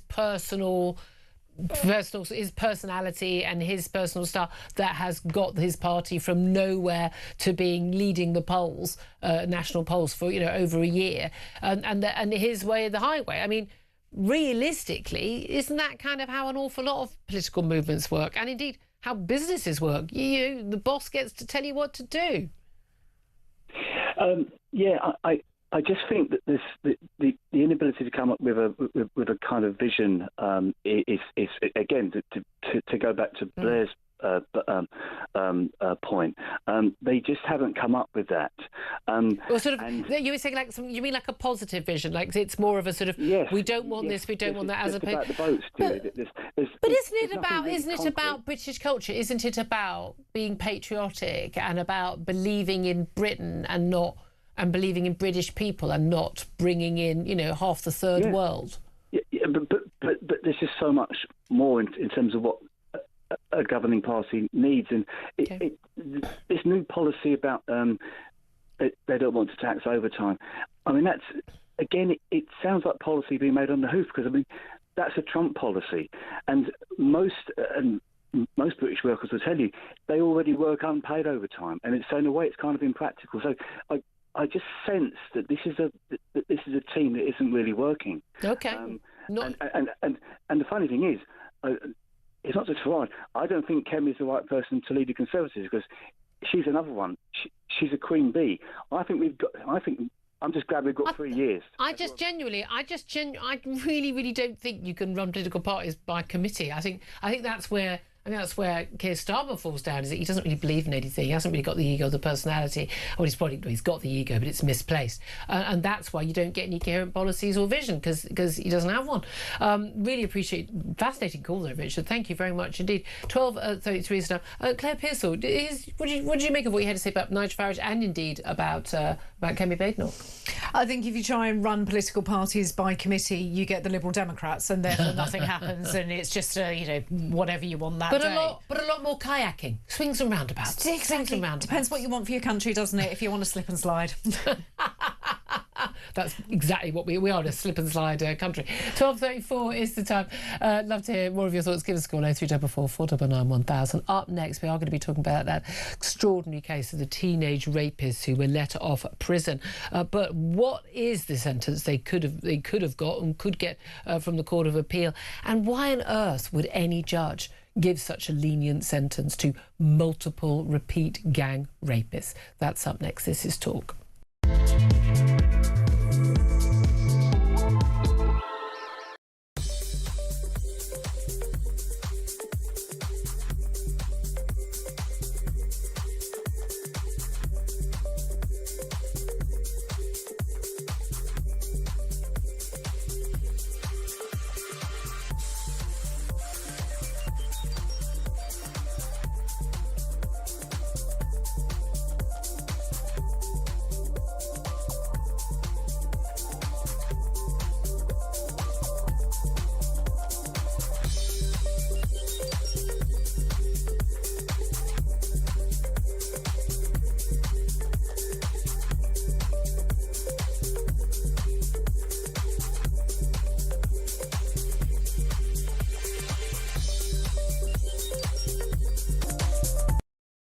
Across the UK, on DAB+, on YouTube, on your mobile, and on your side. This is Talk. This is Talk the Home of Common Sense. We were talking about Tony Blair saying, the government doesn't have a plan. And we've also, of course, we definitely know net zero is one of the issues there. And we've also been talking about that Ofgem price hike from July, £221 more on the average household bill for their joint gas and electricity. But don't worry, the government is giving us that. You remember that summer of savings? We talked about that at the end of last week. We had this absurd announcement from Rachel Reeves, the Chancellor, about, you're going to be able to have a slight discount. It's not guaranteed. The business doesn't have to give you the discount, but they're going to cut, VAT on going to, Legoland and Alton Towers and the like, and you're going to get sort of, cheaper meals for your kids and free bus fares in August. But also, crucially, they were going to have everyday essentials that would see lower prices due to planned tariff cuts. Admitting, by the way, that they have taxes on food, which actually make our prices more expensive right now. They have now published the list of 125 everyday essentials that will see lower prices. Now, they include, baked beans, bread, chocolate, absolutely everyone, everyday essential. Various citrus fruits, crisps. I mean, I'm liking this so far. There are things like margarine, jams and marmalades, olive oil, pizzas and quiches. Apparently quiches are required. Soups and broths, ketchup, tomato sauce, vegetable oils, all those things. They're on the list. Non-alcoholic beverages, apparently. But they've also, it's quite a lot of woke. I mean, avocados, they're on. Couscous. Fonio, never heard of it. Apparently it's some sort of a grain from Africa. Quinoa's on it. Marzipan's on it. Marzipan, couscous and quinoa, are they actually essential goods, are they? I mean, Claire, maybe in your house, I don't know. No, they're not essential Maybe goods. at a Whole Food cafe in Hackney. I mean, I kind of like them, but there's no peanut butter. No one likes quinoa. There's no peanut butter. By the way, should we pronounce quinoa? There's no peanut butter on there. There's no peanut butter. Get rid of the marzipan, put on the peanut butter. She's going on strike. She's upset. But this is just absolute nonsense. This is how. Can you imagine Tony Blair writing his 5,700 essay after that? This is not. I mean, this is how rubbish they are. You thought they were rubbish. They're even more rubbish than you thought. Look, let's talk about something far more serious. Let's talk about the basic levels of right and wrong and justice in this country. And I think we can all agree, anyone half sensible, anyone with any remote sense of morality, that the extraordinary situation where two boys, teenage boys, who committed multiple rapes, gang raping a 14-year-old girl and a 15-year-old girl, one of them at knife point, both repeatedly, and another boy who egged them on, filmed it on their cameras and put it out on the social media, laughing as they gang raped innocent teenage girls. They were spared custody last week. Those cases, those three boys, they have been referred by Lord Homer, the Attorney General, to the Court of Appeal over what he believes are unduly lenient sentences. Well, let's talk about this with Sir Michael Ellis Casey. He's a barrister and former Attorney General himself. A very good afternoon to you, Sir Michael. Hello, good afternoon, Julia. Thank you for joining us. First of all, if you were Attorney General and this case came before your attention, it was obviously all over front pages, people absolutely horrified by this sentence, which was not a single minute behind bars and just referral orders.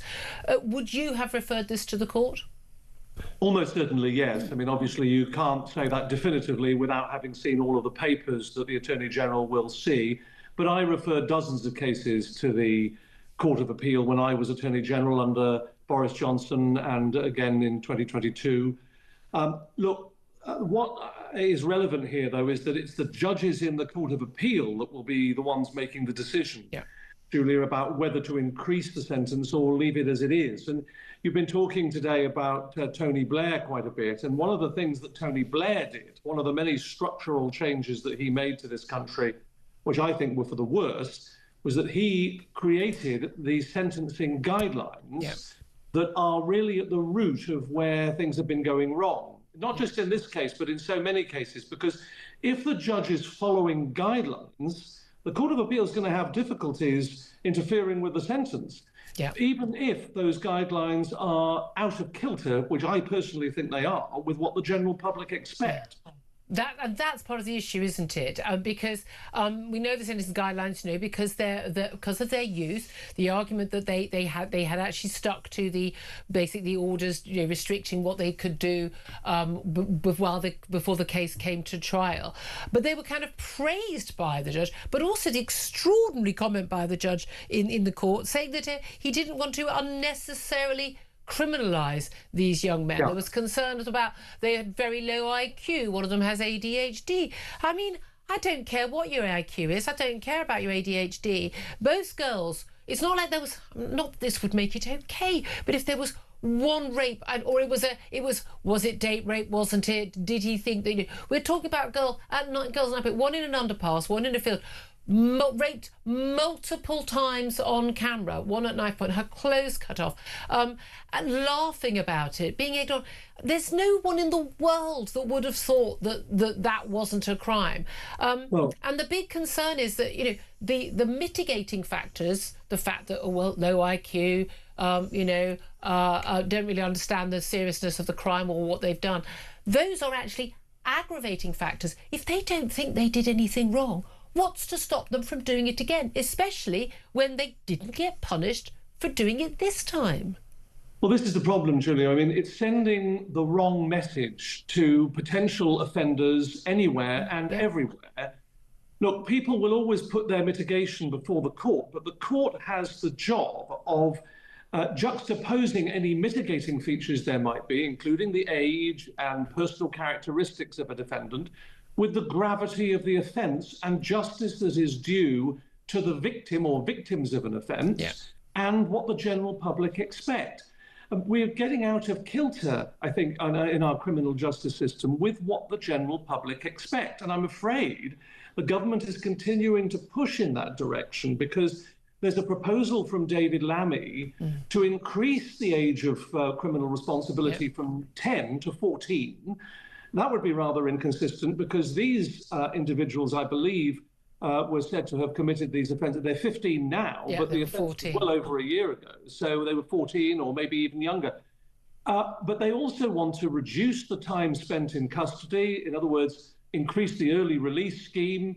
And, as well as doing that, scrapping the ability of judges to pass shorter sentences. So we've really got to make sure that that the system doesn't break any further than it already has. But I wonder how so much of this is just the fact that we haven't got many prison spaces. We probably haven't got many, young offender spaces. So let's let these people off. But even when people do get sentenced, even when men get sentenced, largely men, violent crimes, only men for rape, when they do get sentenced to, if these boys were 18 and they got sentenced, to the highest level, they would only serve a few years behind bars anyway. And there is this concern, and you mentioned one of the things that David Lammy is looking at again is basically more focus on and the sentencing guidelines that we saw being brought in by the Sentencing Council.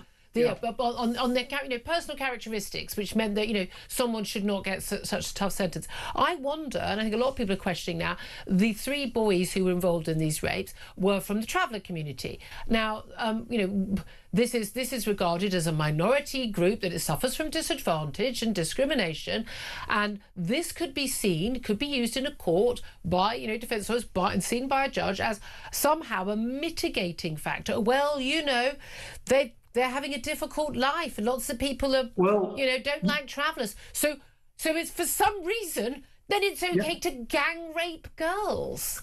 Look, you've got a point, Julia, because you may remember it was about a year ago when the Sentencing Council was fiercely criticised, because it was accused of a 2-tier justice. Where have we heard that phrase before? Because they were arguing in one of their papers that reference should be had to ethnicity and gender, and that should make different sentences for different personal characteristics of defendants.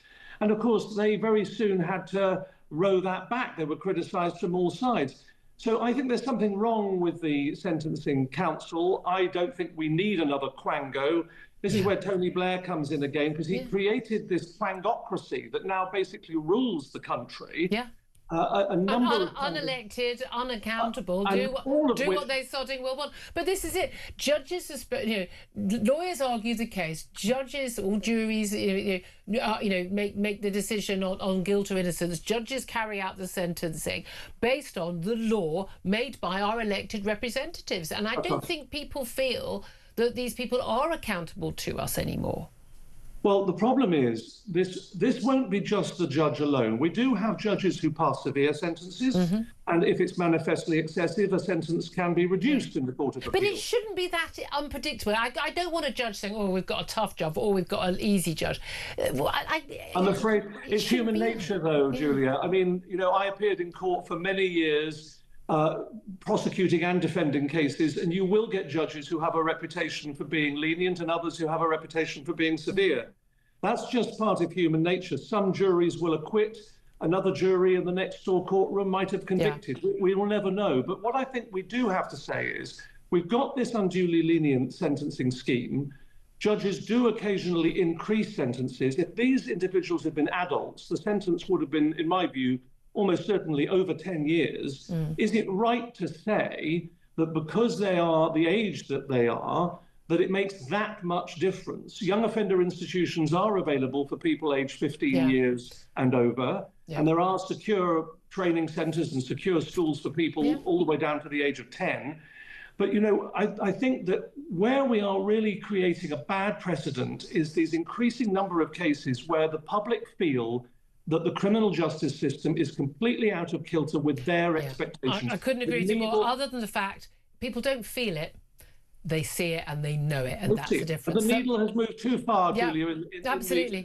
So, Michael, we'll have to leave there. So, Michael Ellis, KC barrister and former Attorney General, thank you very much. Claire Pearce, so just your reaction to that, because one of the things that I find frustrating is people say, well, people want to be rehabilitated. There seems to be so much focus now, even from the judges, we want to rehabilitate. No, you punish first. Yes. You punish, you deter. But if you want to rehabilitate someone, by definition, they must accept the crime that they've committed, and therefore the punishment too. You can't rehabilitate someone who thinks it's okay to, at knife point, rape a 15-year-old girl repeatedly. And surely this is what you put into your kids when they're young, that actions have consequences. And as you get older, should you break the law, there are going to be consequences. Yours is what, 16? 17 now. Yeah. Do you think he at 14 knew whether it was okay to rape a woman or not, rape a girl? Yeah. Pretty sure he did. Weird that. Yeah, because I taught him that, because that's my job as a parent. I'm wondering if you even need to be taught that. Well, I don't think you do, but I think you need to reiterate. Yeah, just to clarify. Yeah. I mean, again, but who knows? Who knows what's going on there? Court of Appeal better make the right decision on that one. I think people are losing so much faith. They really are. Look, I'm going to cheer everyone up now. We're going to be talking in a few moments about NASA's plan to build a base on the moon. You know I love a happy boffin. We've got one coming up next. First up, though, travelling not quite so far afield as the moon, but to the World Cup. Got an amazing deal for you. The FIFA World Cup 2026 is almost here. Thanks to Adidas, the tournament's official match ball supplier. Our friends at TalkSport are giving you the chance to be there. Adidas is sending you and a friend to Dallas to see England v Croatia live on June the 17th. I say happy to be the friend. With return flights, accommodation, spending money, tickets, and your very own Adidas official match ball Trianda. Be at England's first game in the FIFA World Cup in one of the world's best stadiums. Ready to get that winning feeling? Well, here's how to enter. Get ready for that winning feeling. For your chance to win, head to talksportwin.com or text TALK to 83338. Texts and online entries cost £2.50 plus your standard network rate. Or call 0343 418 7260. Lines close 1st of June 2026 at 4 p.m. That's when you'll need to answer your phone if it rings. 18 plus UK residents only. This is a network promotion. See full terms and conditions at talksport.com/win. So for your chance to win, text TALK to 83338 now. Full T's and C's at win.talk.tv.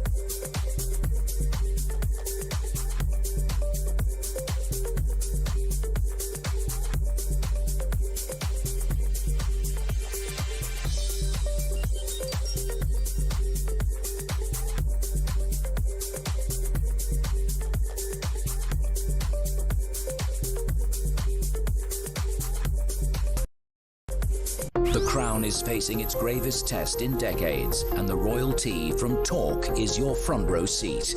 With royal reputations under pressure and probing questions about public trust, we unpack every twist and revelation with the biggest names in the business. From the throne room at Buckingham Palace to a mansion in Montecito, we follow every royal ripple. Never miss a moment of The Crown in crisis. Subscribe to The Royalty from Talk on the app or wherever you get your podcasts.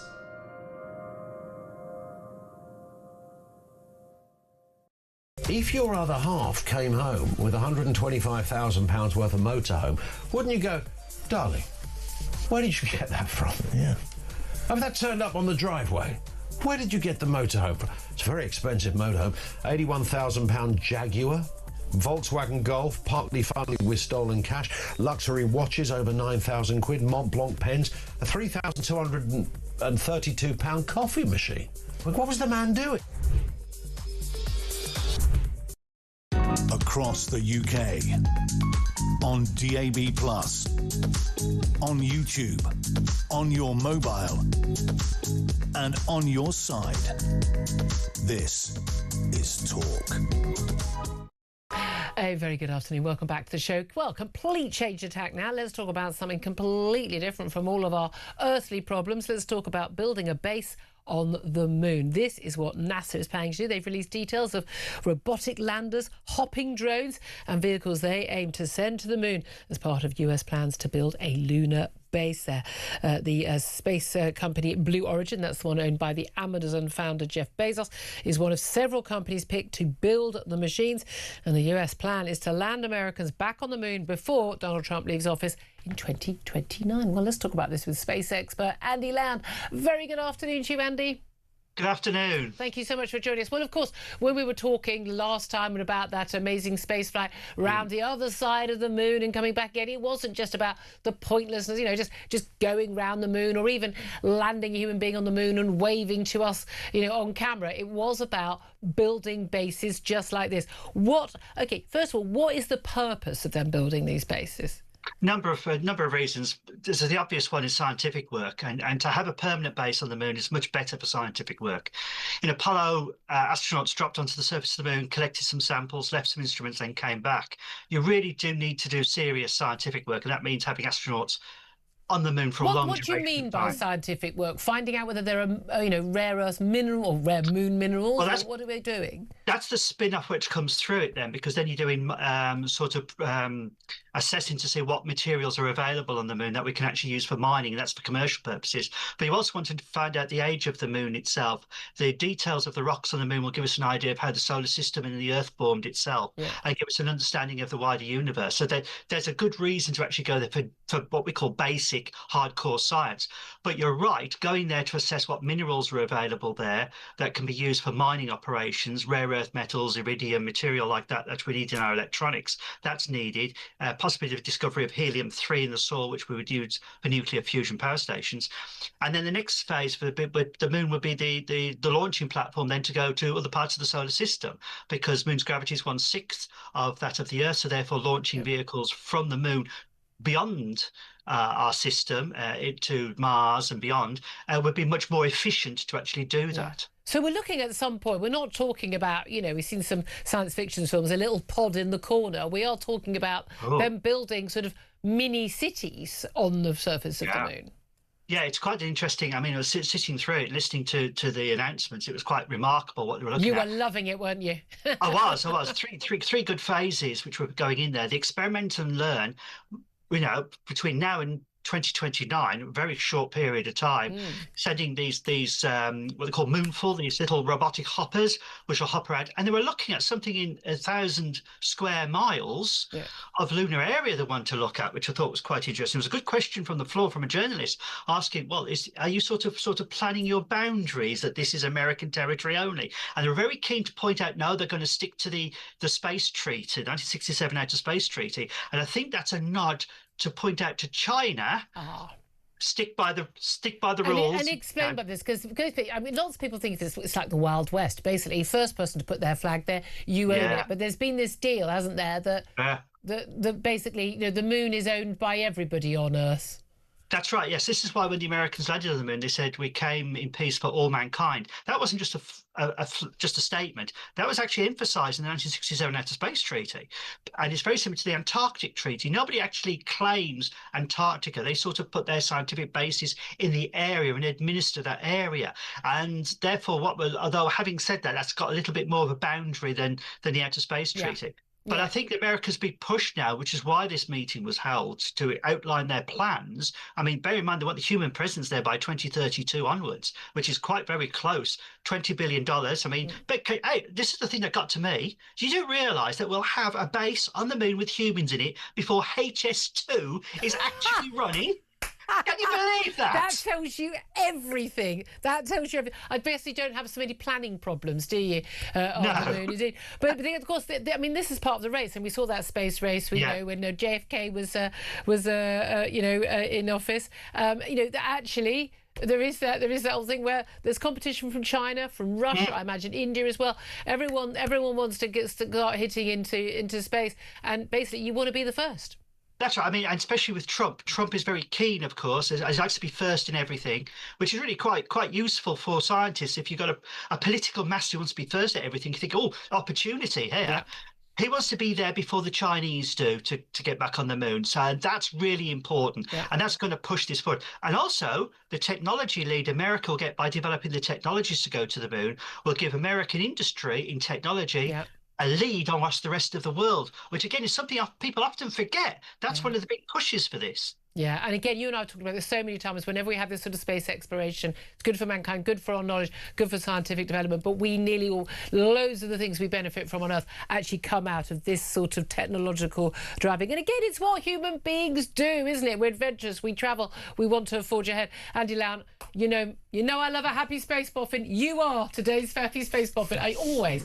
Space expert Andy Lown, fantastic stuff there. Claire Pissell, do you get excited by this sort of stuff? Oh, absolutely. What's not to love about it? And I'd like to volunteer to go up there. I can't do any... you were going to send I volunteered to send the husband. No, let me go. I can't do any science, but do you know what? Have a bit of peace and quiet. Do you know what, though? I reckon if Nicola Sturgeon's then husband, Peter Murrell, went off to the moon and got a space buggy, she wouldn't notice. She wouldn't notice. No, my husband spent, 20 billion on a space project to the moon.